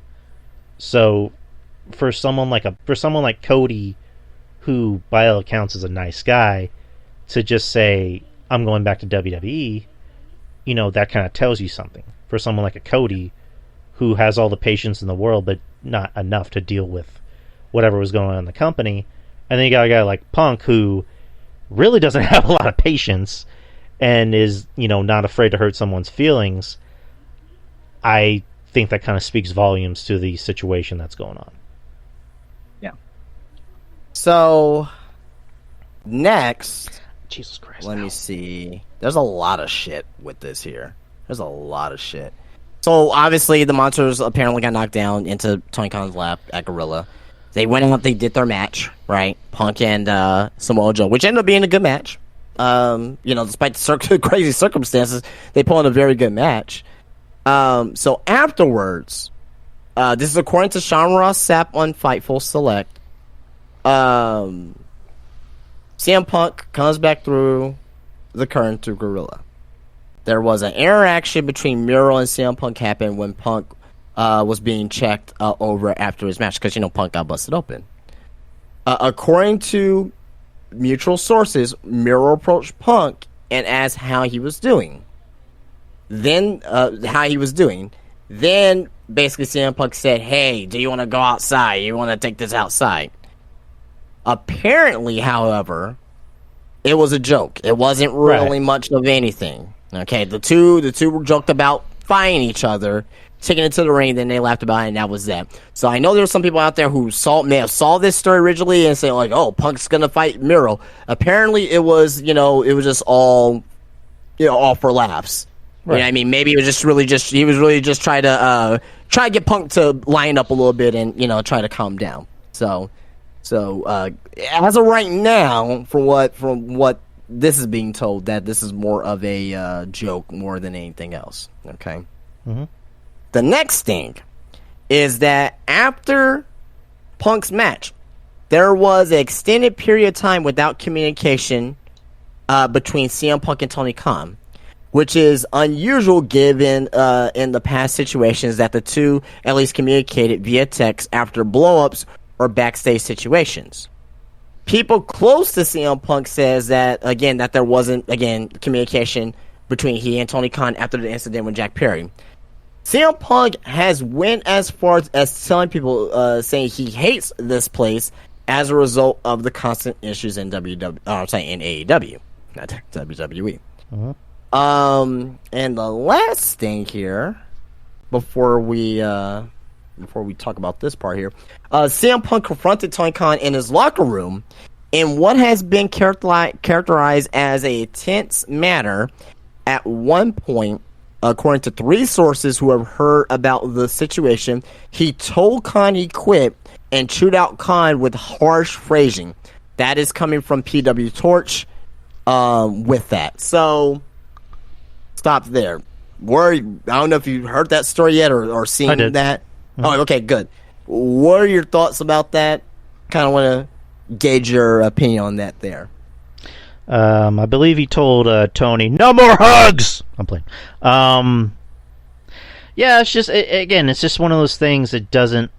It wouldn't surprise me if that's really the truth, because, right, like I just mentioned about Punk, the difference between him and Cody is Cody had all the patience in the world until he didn't have any more patience, for this company, whereas Punk really doesn't have patience for especially buffoonery, as some people might put it.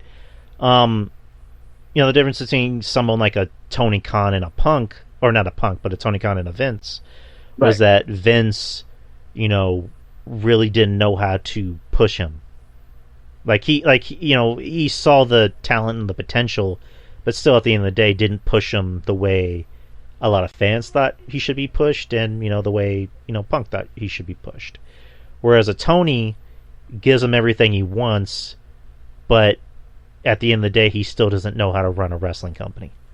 He doesn't know how to keep his house in order, because the inmates are the ones that are running the asylum, and that's something that a lot of people that we know that have their sauces in AEW will say the same thing. Even Lufisto was on Rene Dupree's podcast, and she essentially kind of said the same thing without having to ad nauseum talk about what happened for that whole weekend, where it felt like a whole weekend of shit, where she just kind of confirmed the inmates are the ones running the asylum. And she didn't even get to meet Tony. That was kind of the fucked up part, is that she just wanted to meet Tony, but she didn't get to meet him. Right. Tony, to me, is not meant for the wrestling business. At the end of the day, I think not meant. Well, I think this is what I think. I think that he wears too many hats, way too many hats, and I think that with him wearing too many hats, that's why we're seeing some slippage in some things that we're seeing, like with the backstage stuff. But to me, it shouldn't have gotten to that point, right? I'm not blaming Tony Khan for this entire thing. I mean, you may not, but I actually feel bad for him. I mean, I'm not blaming him either. I don't mean to talk over you, but I legit kind of feel bad for Tony, because by all accounts, I think Tony Khan is a very nice person.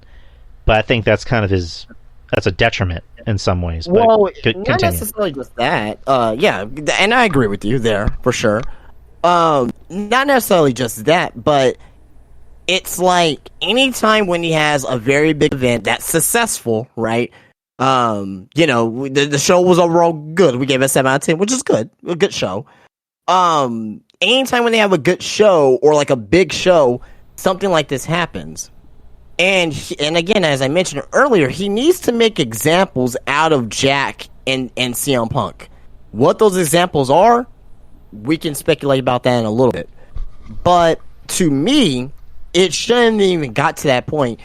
If he was in Gorilla, And if CM Punk was in Gorilla with Samoa Joe right before their match, and if Jack Perry is knocking on the glass, right, and saying that, and CM Punk gets agitated, Tony has to think, he has to read the room and be like, oh fuck, like, oh fuck, like I didn't clear Jack to say that.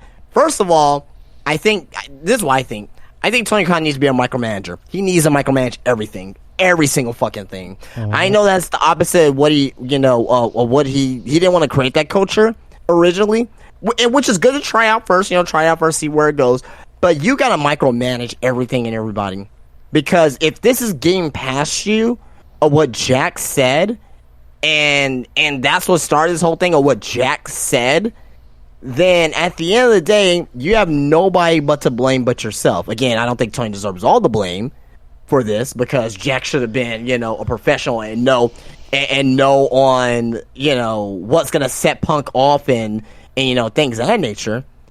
But and I blame Punk a little bit for that as well, because everyone's to blame. But I blame Punk a little bit as well to be the professional and be like, well, shit, man. Like, if I end up, going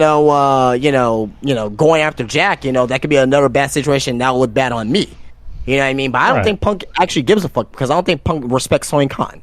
So that's the reason why we get this. And that's another thing. It's just like, you would hear stories about talent that, worked in WWE and, were around Vince, and they would see Vince and say, sir, or Mr. McMahon. Someone like Tony, I mean, can you imagine saying, hello, sir, to Tony Khan? Like, he just, again, don't want to sound like a dick, but it's just like... Hello, sir, yes. I mean, but it's going to be more of a line. It's not going to be as... It's going to feel forced, because you're going to want to walk that line of, like, I don't respect this guy, but he's paying me, so...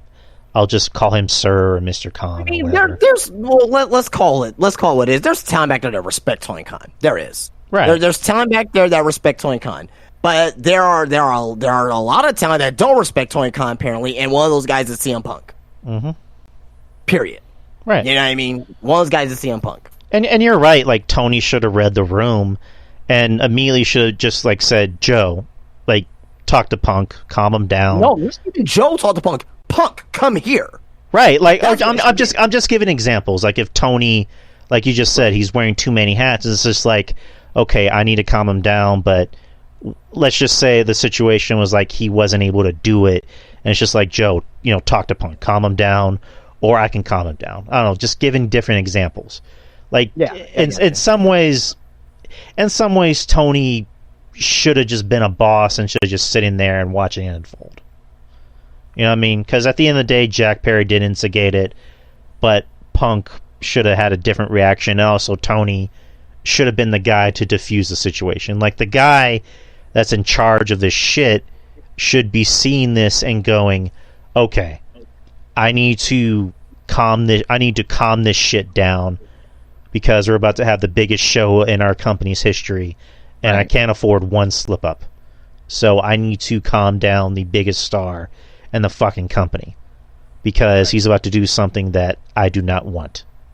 So it's just, Tony wears too many hats. Like, Tony, I think, should really consider just being the business guy, being the guy that makes the deals, that makes money, and just have how we've always said, he needs to have an enforcer. He needs to have the guy that's running the show that's not afraid to hurt people's feelings.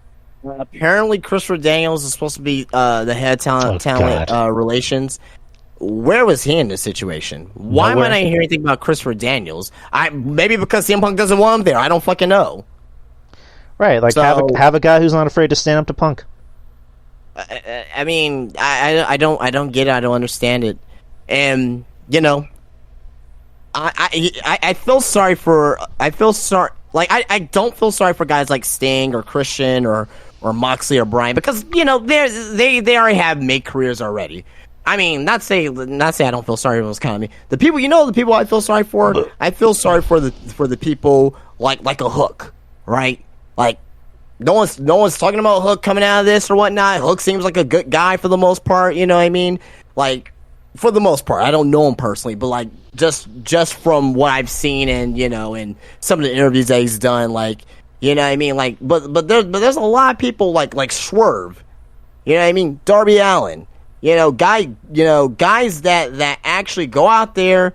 They do everything that they can to pull on a good show, right? And they go home for the most part. For the most part, right? I don't hear bad things about certain people coming out of the locker room.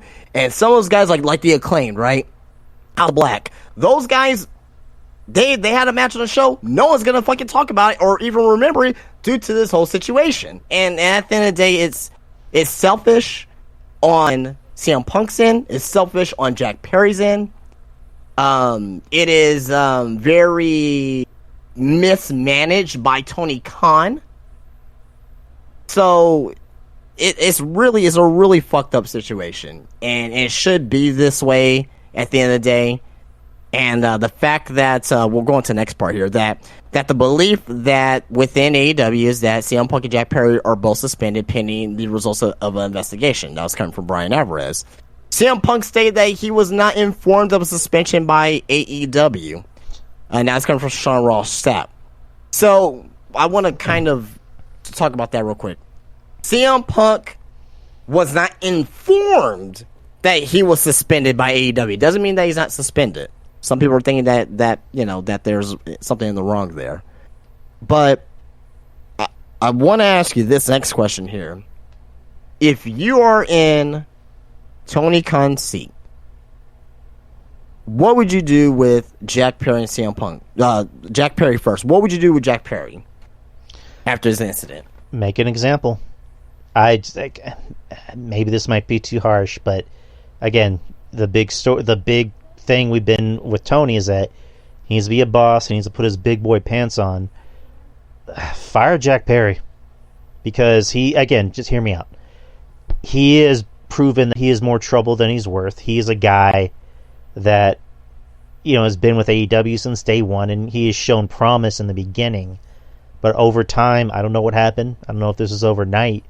He has grown a big head. And again, he instigated this shit. You need to make an example.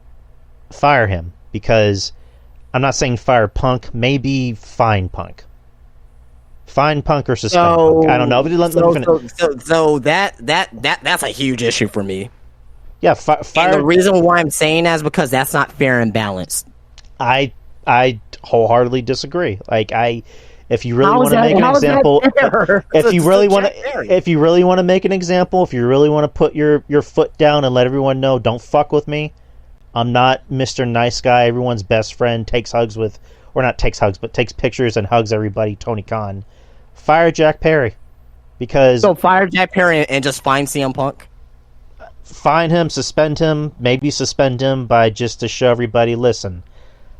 That's not making an example. What that's doing is that's still enabling CM Punk. Like, hey, you can be fired. But I'm just gonna fine CM Punk over here, who, at the end of the day, he's the common denominator.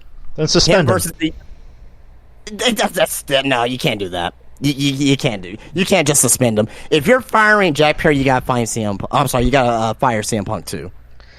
It has to be both ways. Biggest star in the fucking company. I would say the best thing to do is suspend him. Okay, so everyone's using that, the biggest star in the company. Because I don't like that motive anymore. That he's the biggest star in the company. Because what if what's it gonna take for him to get fired? Then does he have to fuck Tony Khan's girlfriend? I would say the way Tony Khan looks at it, this is your third strike. You get one more strike and you're out. Okay, so CM Punk gets 3 strikes, but Jack Perry gets 1. I don't know, man. Just look at who's bringing in more revenue, who's bringing in more eyes and ears for the product. That right there will be a very bad situation if Tony Khan were to do that. That would be a very bad situation if Tony Khan were to do that, because that would just prove right there that it doesn't matter how long you've been with the company, how faithful you've been with the company. If you make one mistake, right? Because this was Jack Perry's one mistake. This is Road Glass, Crimea River, and the situation with CM Punk, right? like the little backstage back and forth, I don't really see that as anything. To me personally, I don't really see it as anything because that was more of a conversation. I'm pretty sure a conversation like that happened like every day back there. But you got CM Punk with Brawl Out just basically burying your EVPs on TV, well, on streaming rather, but you know what I mean, on TV, like verbally burying Colt Cabana wherever they deserved it or not. He still brought that dirty laundry out, right? Mm-hmm. He ended up getting suspended for it, right? After he was injured, he ended up getting suspended for it. So did the Elite. They both got suspended as well. He comes back, does the promo. What was it, like $1 wherever the fuck it was, wherever that promo was, and that wasn't bad. But the promo about Hangman Adam Page, I don't know if I would have done that. Apparently, he got fined for that as well, for the Hangman Adam Page promo after Collision. And now you have an incident with Jack Perry. But Jack Perry has one incident, and like I don't know if I will go with that. Now, this is what I will do personally. Like if I fire Jack Perry, I will fire CM Punk. This is what I would do with Jack Perry. Me personally, I will suspend him for 90 days. You don't get any money whatsoever without pay, right? No royalties, no nothing. 90 days without pay. When you come back on TV, you will be buried. I'm not gonna tell them that, but they will be buried. They were gonna have to work their way back up. Like you're gonna be on fucking Rampage, and you're gonna be on fucking ROH, whatever, right? You're gonna be fucking buried, and you're gonna need to work your way back up. You need to humble yourself a little bit.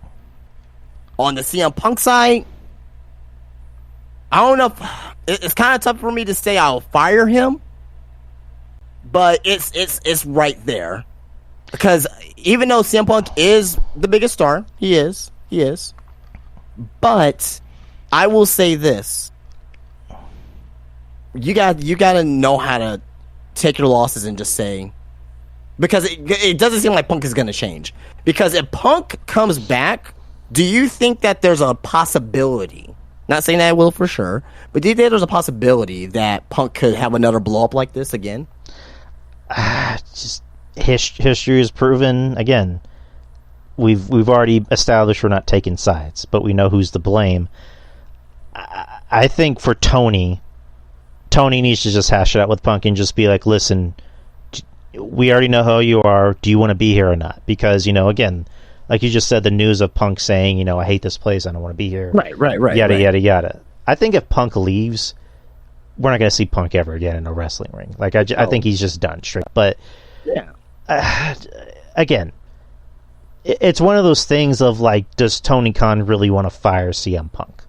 I'm just looking at this from Tony Khan's perspective.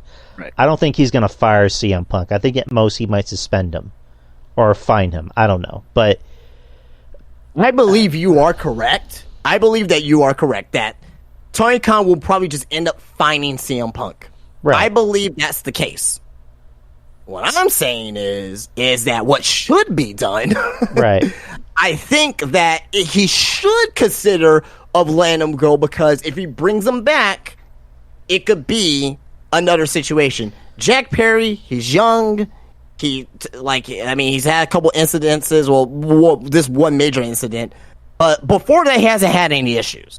So that's why I disagree with you, like firing right outright, because like, well, shit, if I'm a young guy, it's like, well, fuck, man, if I make him, because also, what that will kind of tell some of the younger guys, like, fuck, man, if I make a mistake too, I may end up getting fired. And that's just such a bad message to the young guys that are there. Well, wasn't that kind of the point, is to kind of make a statement from the boss? No. This is what I'm saying. A lot of guys are gonna feel like they're gonna be walking on eggshells, like a fucking Darby Allin, like a Hook, like whoever else you want to name.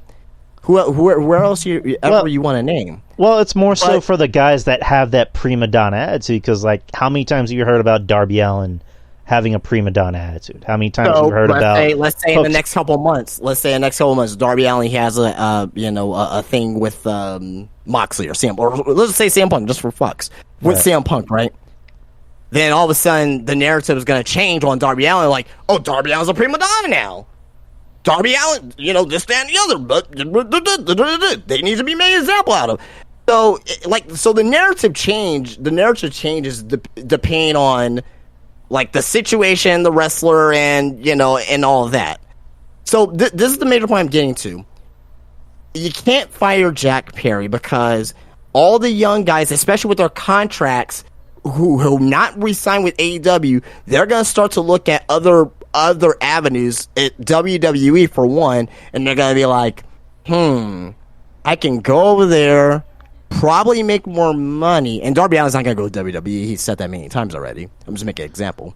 I can go over there, make more money, and most likely not have to deal with this backstage drama shit. I'm over here, AEW. It seems like there's one guy, two guys, three guys that are really running this shit. Favoritism. I don't like that. That's how I will look at it, me personally. But I digress. I think, to me, again, you're probably not going to agree with this, but like I think AEW just needs better management. And I just don't think Tony's it, because again, the joke about Tony is that he's the new Herb Abrams. Yes and no, but like speaking of, on a lighter note, did you see Tony Khan after the during the press conference where he was holding up the belt with Orange Cassidy and Penta? Look, he looked out of. Did you see that? I gotta find it. I gotta find it, man. It's gonna make you die. Oh my god. But yeah, continue. Sorry.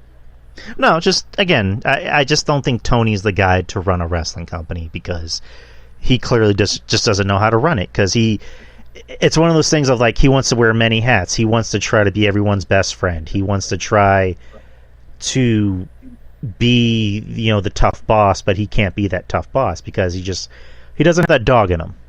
Right. He really doesn't. So that's why they need a guy that's clearly not Christopher Daniels, because where the fuck is he in this? They need. I have no idea. They need to have that guy be the enforcer who's not afraid to be mean to everybody.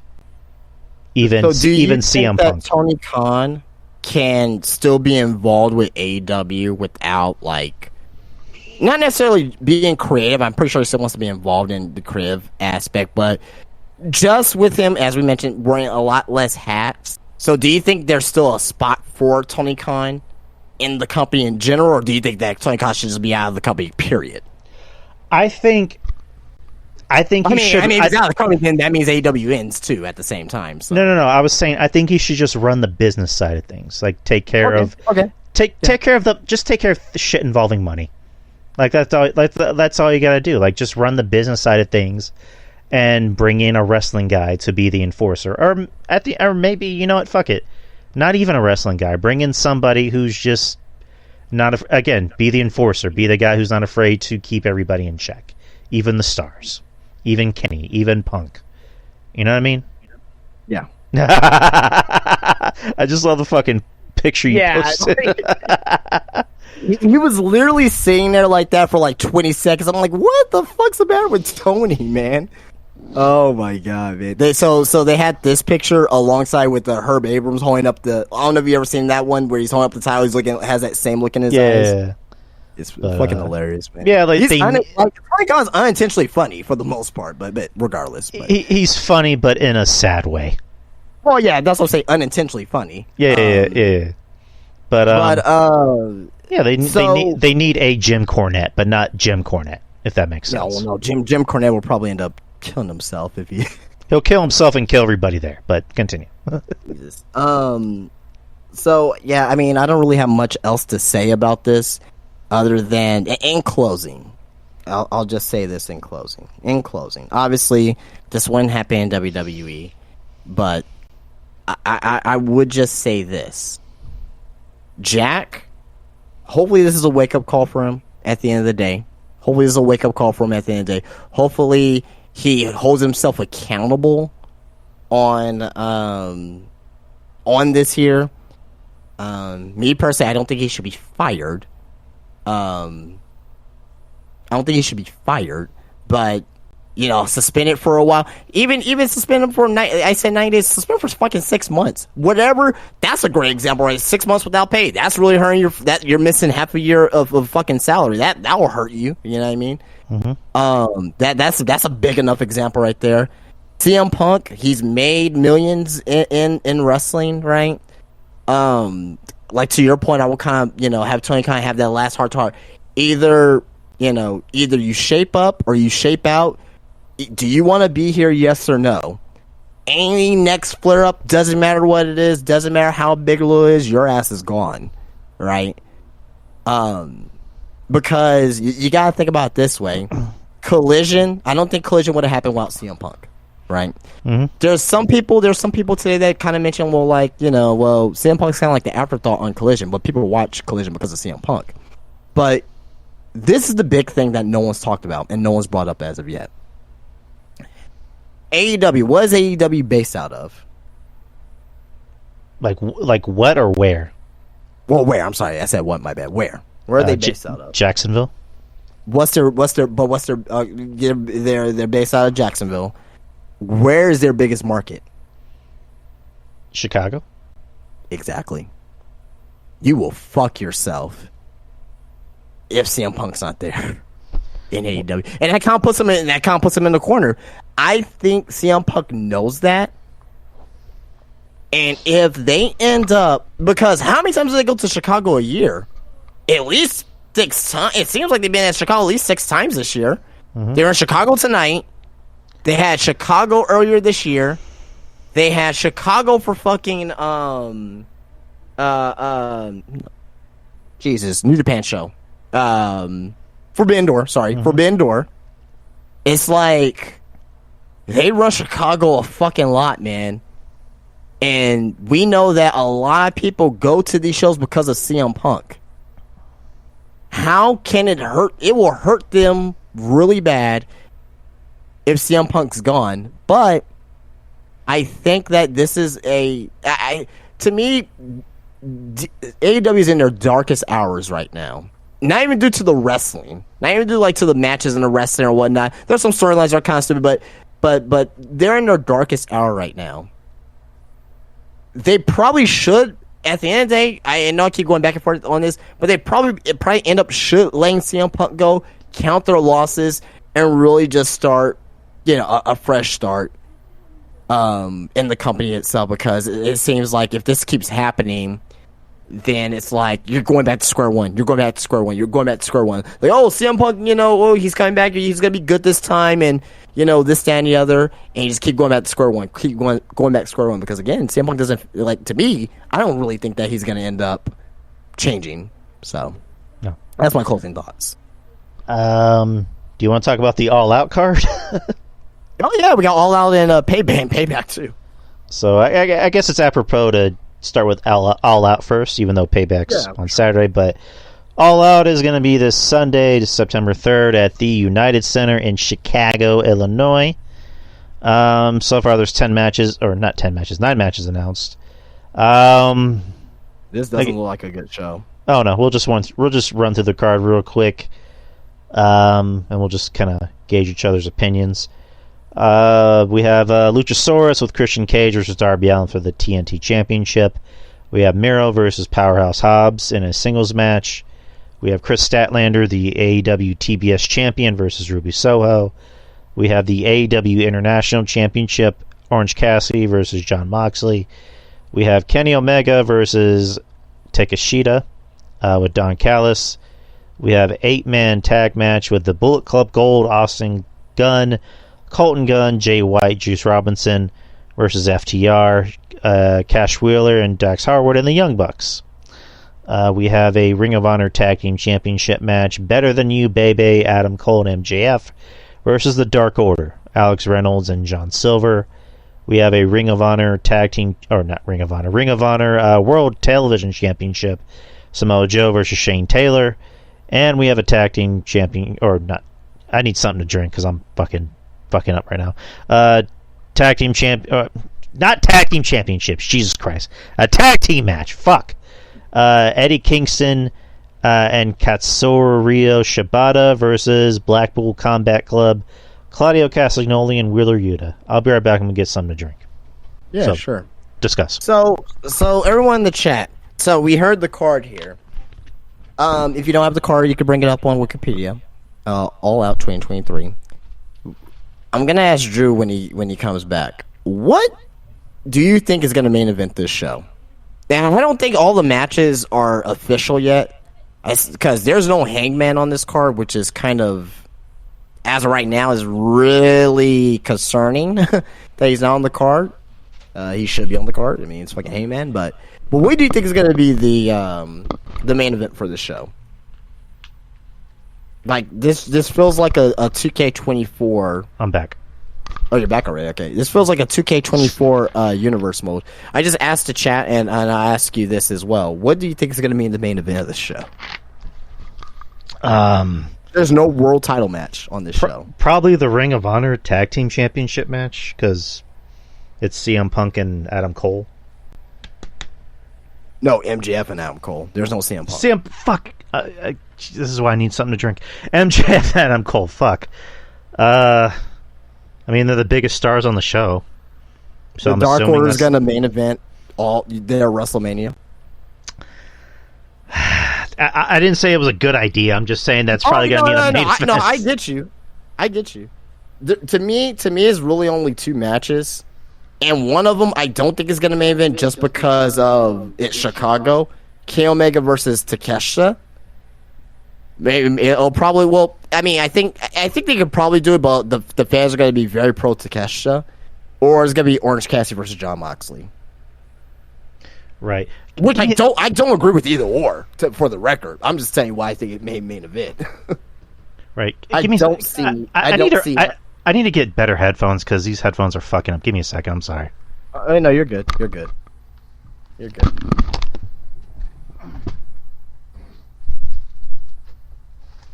But yeah, this show feels like a 2K24 universe mode, guys. It's just thrown together. I mean, I wonder so CM Punk as well, and that was another thing I forgot to mention.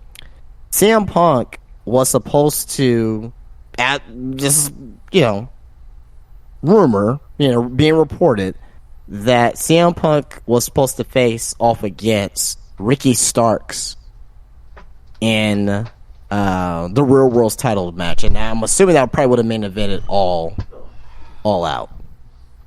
But to me, at the end of the day, this is what a weak build will look like. And it's not even a build; it's just thrown together stuff. This looks bad, man. No, I mean, the on paper looks bad. I'm pretty sure it'll still be a fun show. I still think there's gonna be good wrestling matches. It's just there's just no build. There's no heat.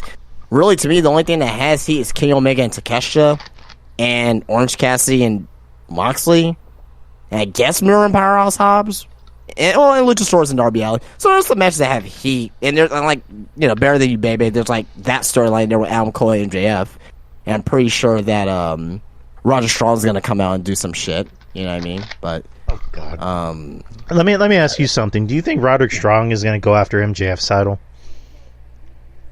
The world title, I mean. He mentioned that tonight. God. How do you feel about Roderick Strong having a shot at the AEW World Championship? If it's to advance this storyline, I'm all for it. All right. If it's to advance the storyline, I'm all for it. You know what I mean, it is a part of the storyline, but it's just now. I don't want a main event of a pay-per-view. If this is a main event of a Dynamite, you know what I mean, of a fucking Grand Slam or something like that, cool. I'm okay with that. All right, but this show is just, again, it just seems like an episode of Dynamite. Like, it legit seems like an episode of Dynamite. I'll be honest, I might skip it. I definitely wouldn't pay money to see it. I mean, oh yeah, this is not even worth $20, man. No, it's not even worth $20. It's not even worth $10 or $9.99. I will probably skip it. I probably won't even watch it for free. It doesn't interest me personally. But I don't know. All Out is Sunday. It'll happen. But are we done with AEW? Oh, we're not. I thought we were doing predictions, but okay, no, we can skip it. That's fine. I mean, did you want to do predictions? I mean, that's what I thought we were doing, but let me just pull it back up real quick.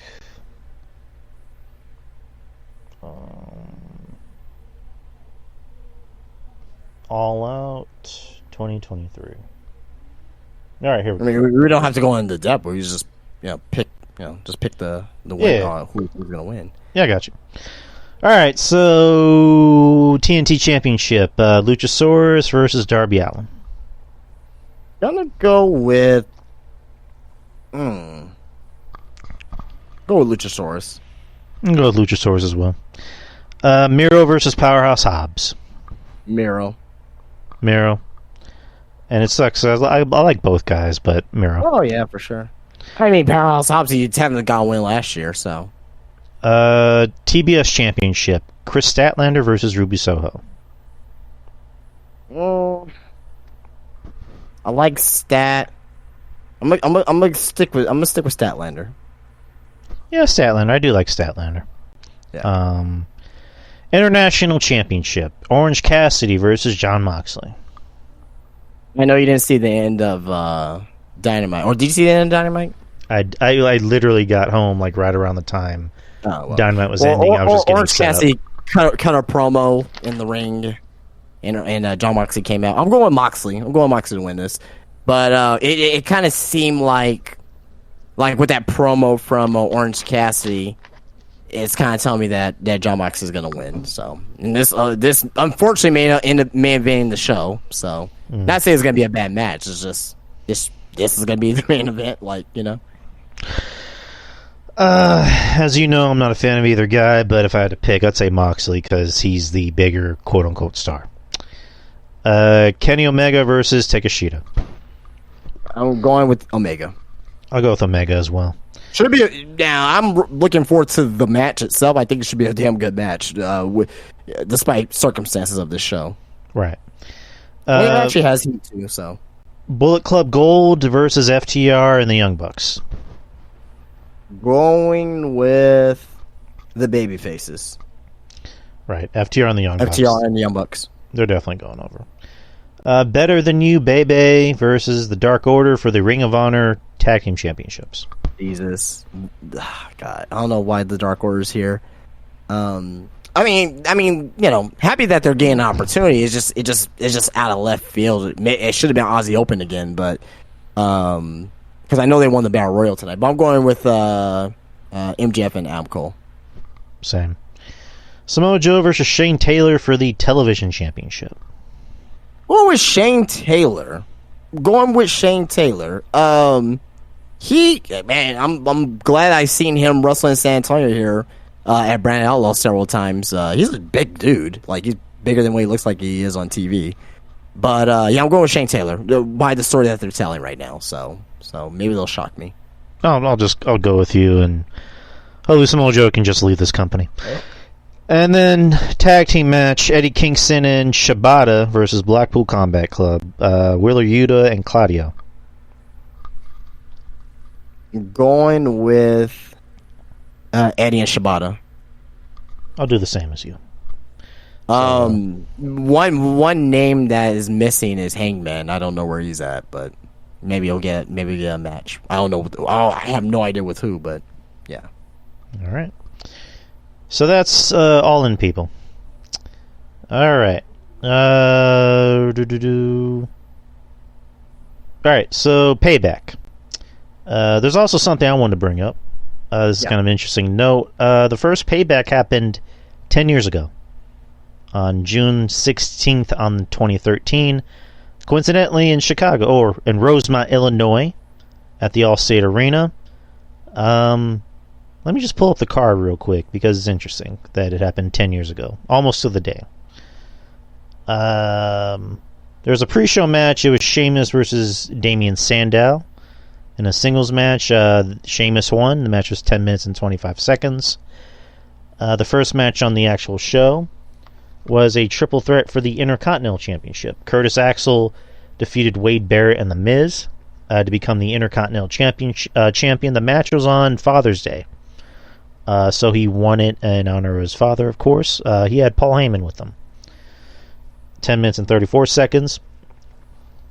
The next match was a WWE Divas Championship. AJ Lee defeated Caitlyn by submission, starting her, I believe she had a very long title reign going forth. WWE United States Championship. Dean Ambrose, the champion, defeated Kane by countout. Singles match for the World Heavyweight Championship. Alberto Del Rio versus Dolph Ziggler, defeated him to become the world champion. CM Punk made his comeback at Payback and defeated Chris Jericho in a really good match, from what I remember. Tag team match for the WWE Tag Team Championship. The Shield, Roman Reigns and Seth Rollins defeated Daniel Bryan and Randy Orton to become the Tag Team Champions. In the main event, you had the 3 stages of hell for the WWE. I think that was the last one we had. Oh no, sorry, we had one in NXT. Never mind. 3 stages of hell match for the WWE Championship. John Cena defeated Ryback. The first stage was a lumberjack match, won by Ryback. Stage 2 was a tables match, won by Cena, and stage 3 was an ambulance match, won by Cena. And the lumberjacks in the 3 stages of hell match were Alex Riley, Cesaro, or Antonio Cesaro is what he was known by, Big E Langston, Brodus Clay, Cody Rhodes, Kurt Hawkins, Curtis Axel, Damian Sandow, Darren Young, Drew McIntyre, Epico, the Great Khali, Heath Slater, Jey Uso, Jimmy Uso, Jinder Mahal, JTG, Justin Gabriel, Kane, Primo, R-Truth, Sheamus, Sin Cara, The Miz, Ted DiBiase, Tensai, Titus O'Neil, Wade Barrett, Yoshitatsu, and Zack Ryder. So yeah, that was the first Payback from 10 years ago. What do you think has changed in the past 10 years? Nothing. Nothing. I mean, obviously the company's better. That's all I can really say. Yeah. All right, agreed. So let's get into Payback. Payback will be Saturday, September the 2nd, in the PPG Paints Arena in Pittsburgh, Pennsylvania. Jesus Christ, a lot of P's. And this card doesn't look better than All Out. So I think both these shows, I already know what you're gonna say, but both these shows don't really look too appetizing to me. So I mean, I think this looks better in comparison, but I also think this is very much a filler card. I'll just say that. But I don't know, WWE pay-per-views usually, in the past, like, they'll have a card that looks kind of meh, and it ends up being a really good show. No, I agree. I just think that the build is like just right lazy. No, I get you. Let's see what we have here. Becky Lynch versus Trish Stratus in a steel cage match. Becky Lynch is winning. Fuck this feud. Get it over with. Becky Lynch is winning. Just get it over with. I don't care. And in the grand scheme of things, it should be a good match. But I don't care about the feud. Right, I get you. I'm going with Becky. Let me ask you something. And again, I know you don't give 2 fucks about this feud, but it's like, do you think Lita comes out in any way or interferes in some kind of way? I don't care if she does or not. Okay, fair enough. I don't care. No, okay. If she does, cool, but like, I don't care. So I'm assuming this is going to be the main event, but I'm just going by the card on Wikipedia. World Heavyweight Championship match: Seth Rollins versus Shinsuke Nakamura.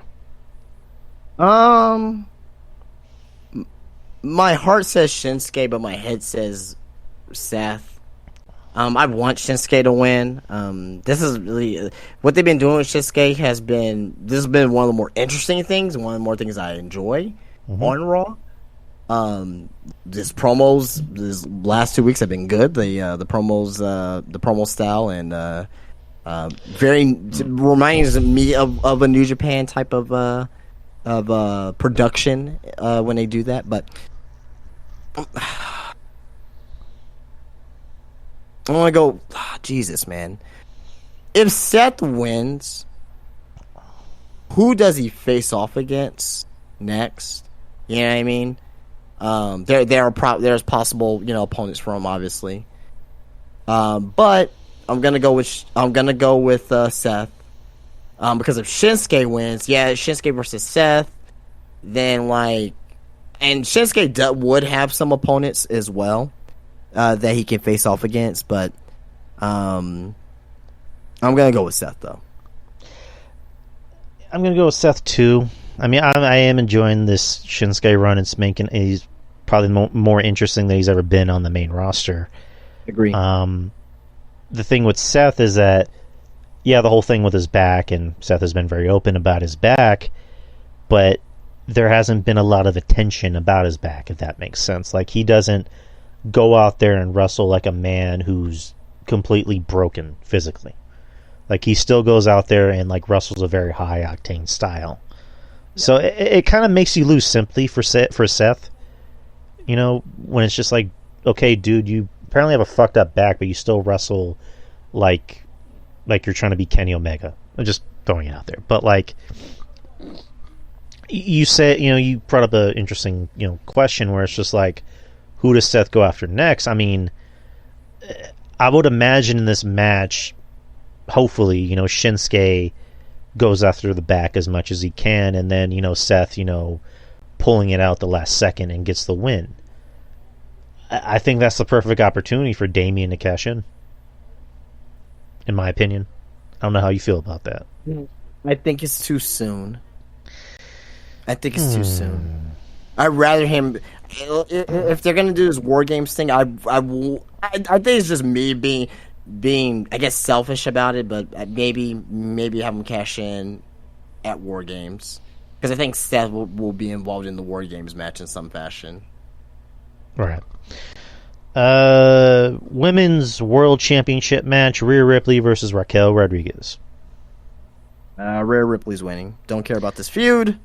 Like both women. I do like both women. I don't care about this feud though. So I think this is going to end in DQ, and they're going to continue this. I see both of these women, and I don't see this just being a one-off feud. I think it's going to go. Oh, I don't either. Rhea's walking out of the champion. I'll just put it like that. Right, Dom is more than likely going to get involved, and maybe Liv Morgan's going to get involved. I don't know, but yeah, this is going to continue after this. Rey Mysterio versus Austin Theory, United States Championship. Rey Mysterio winning. Rey Mysterio wins. They need to find a way to. I don't know if repackage is the right way to do it, but Austin Theory has lost so much steam after Mania. He needs something quick. He needs his own faction. He needs something that makes him seem. He needs something that helps him stand out.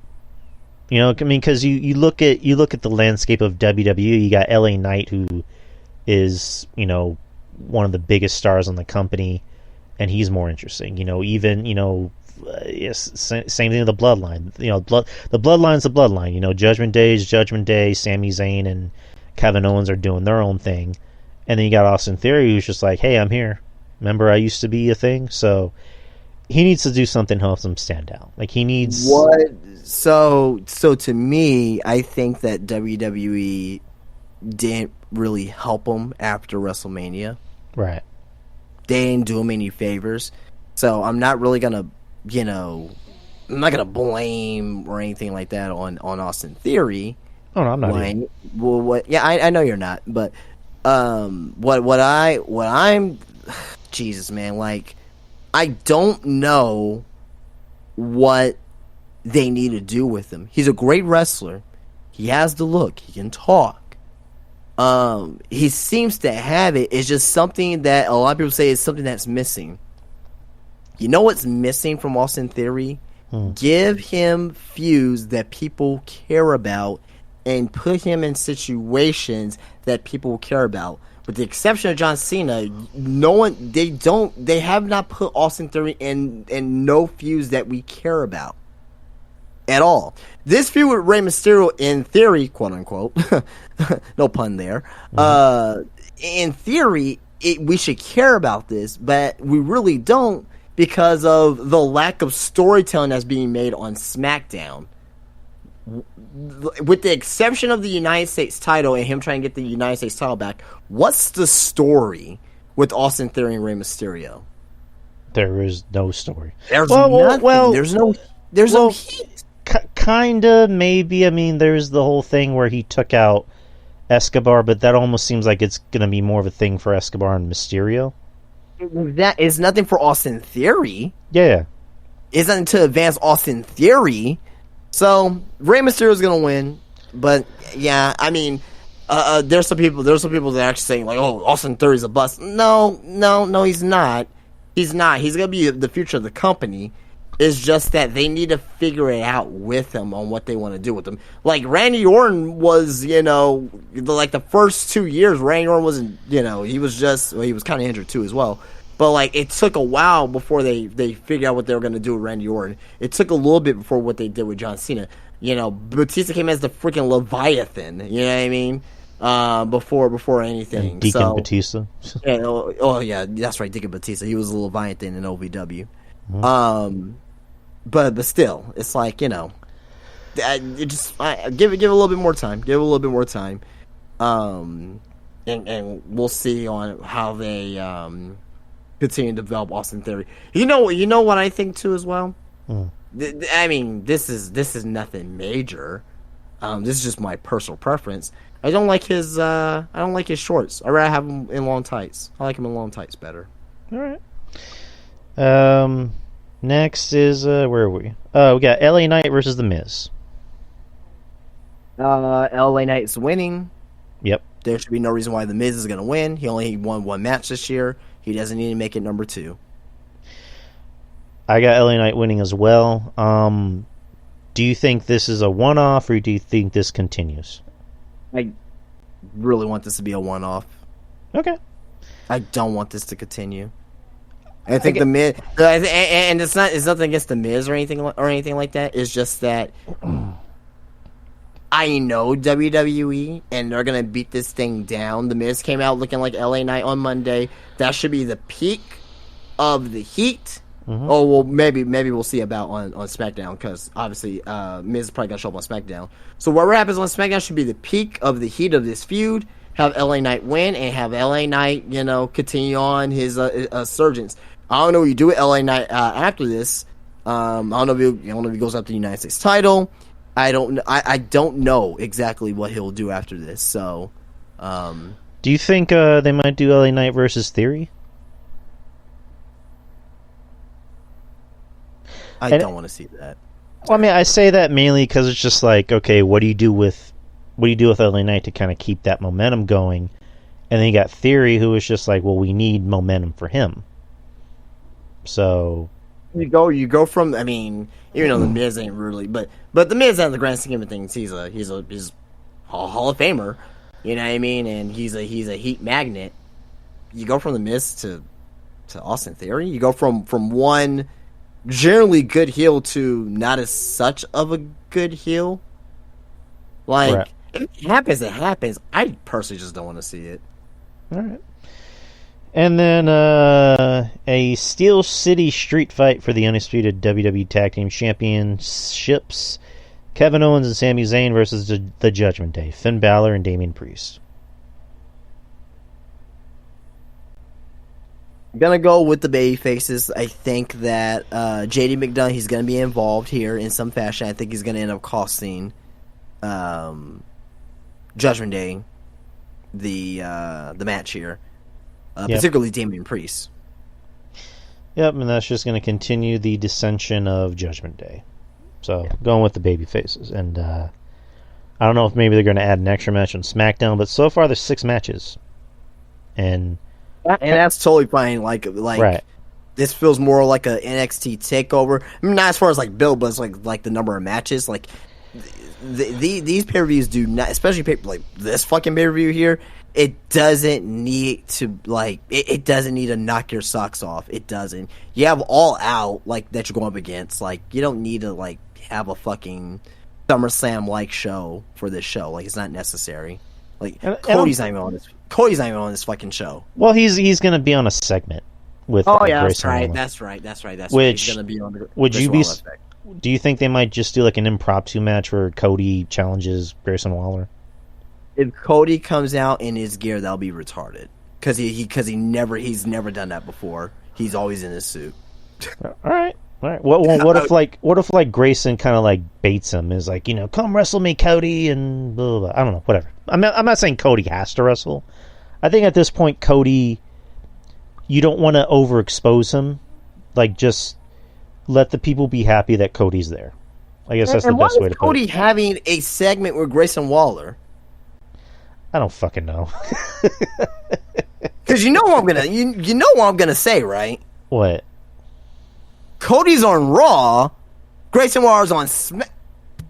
Man, the draft, people. The draft. Man. I'll you know what? Let me segue into the next topic. Jesus Christ, man. But that's Payback, people.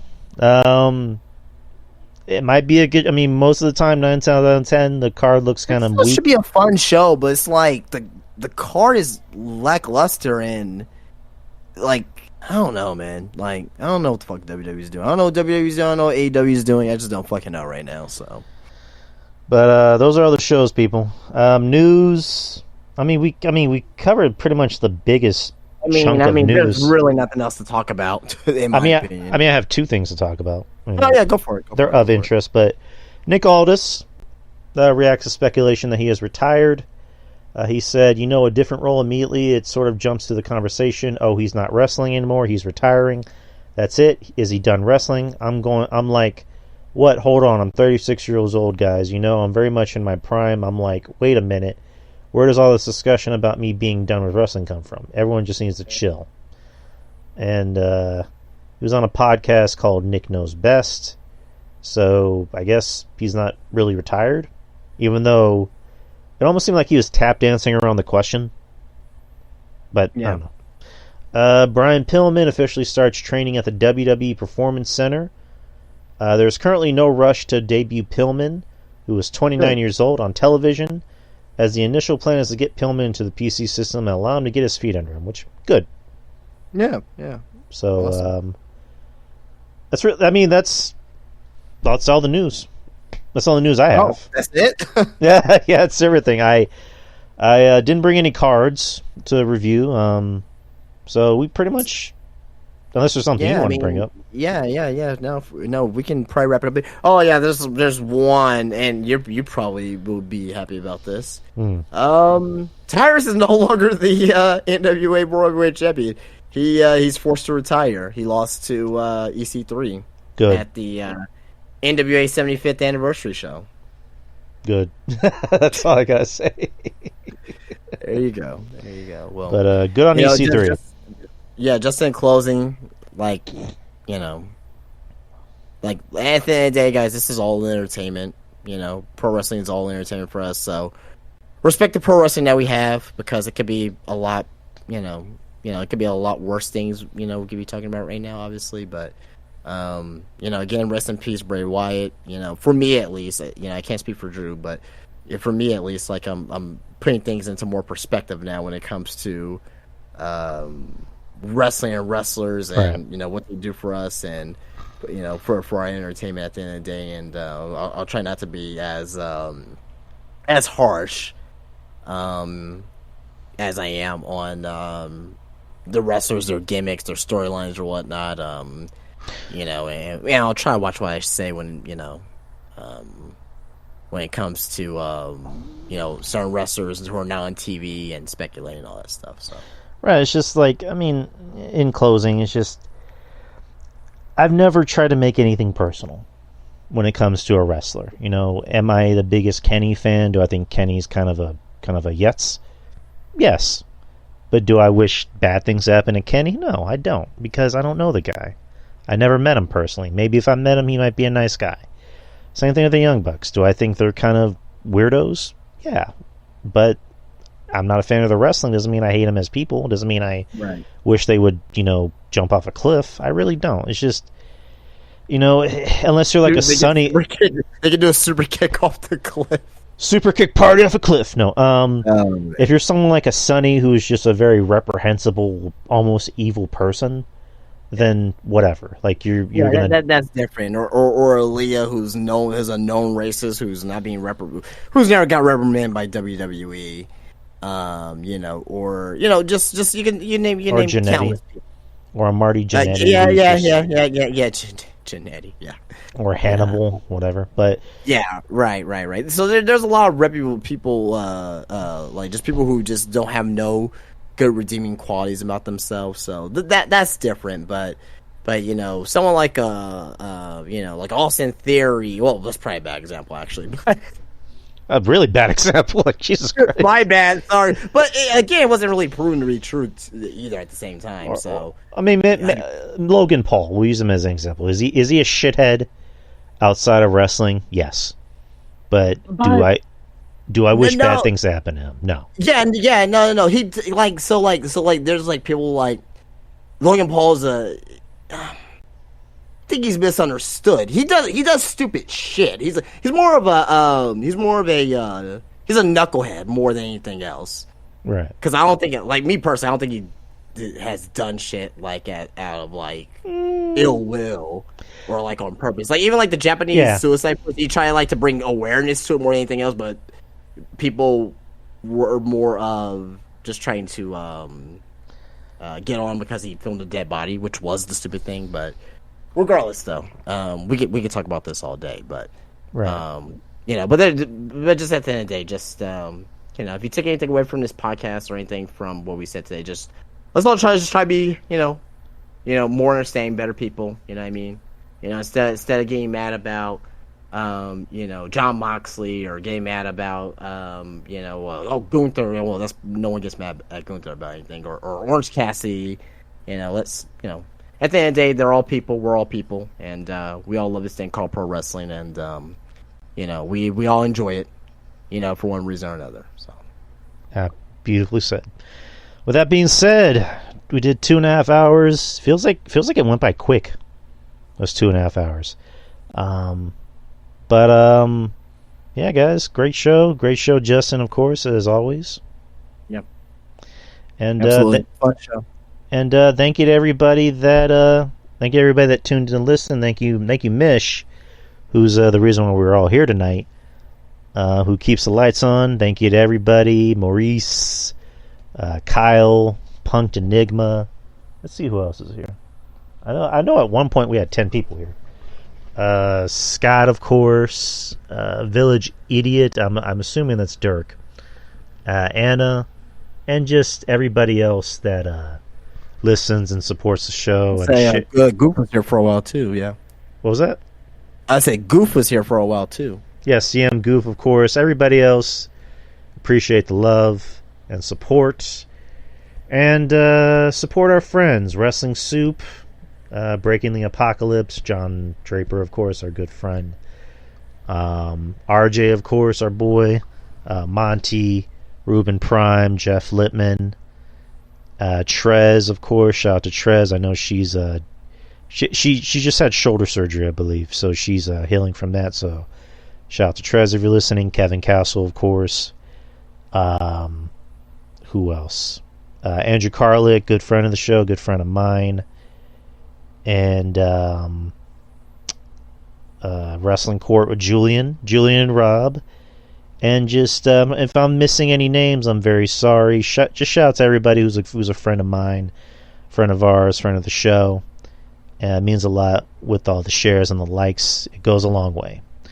And then, of course, you got the Patreon. Patreon is just $5 a month. Those are kind of the non-wrestling shows.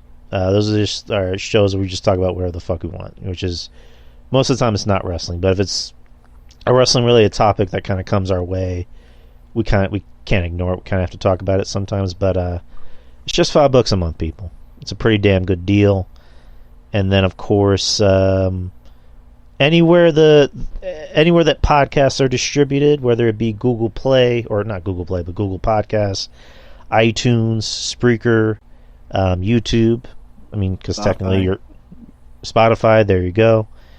Yeah, you can find the show anywhere. It's the Experience, the Dreary Experience, or the Experience, whatever you want to call it. But yeah, Justin, where can they find you? Oh, yeah, of course, you know where to find me on Instagram, Spinebuster Tees on Instagram. I do have a Twitter, but I don't tweet at all. I probably need to do something with my Twitter. Maybe Spinebuster Tees Twitter. I don't know. I'll figure that out. But yeah, Instagram. Follow me on there if you're ever in the San Antonio area. At Wonderland of America's Mall. Come visit Spinebuster Tees store. My shop, action figures, T-shirts, memorabilia, lucha mask, literally everything you can find in my shop. So, yeah, guys, support Spinebuster Tees if you live in the San Antonio area. It's at the Wonderland Mall of Americas and Americas. Well, I can't speak today. Wonderland Mall of the Americas. Of the Americas. It's called Wonderland of the Americas. That's what it's really called. I just add mall at the end of it. Of the Americas. There you go. And head over to Spinebuster Tees if you love wrestling, if you love Funko Pops, if you love action figures, T-shirts, caps. Or if you want to come smoke some crack with me, too. There's that. Yeah, there you go. My boy has you covered. Do you still have the online store available?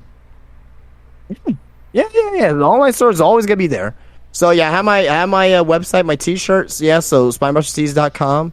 I have plenty of designs on there. Check it out. You get shipped to you. Ships anywhere in the United States. So yeah, definitely check it out. And with that being said, we are done for the night.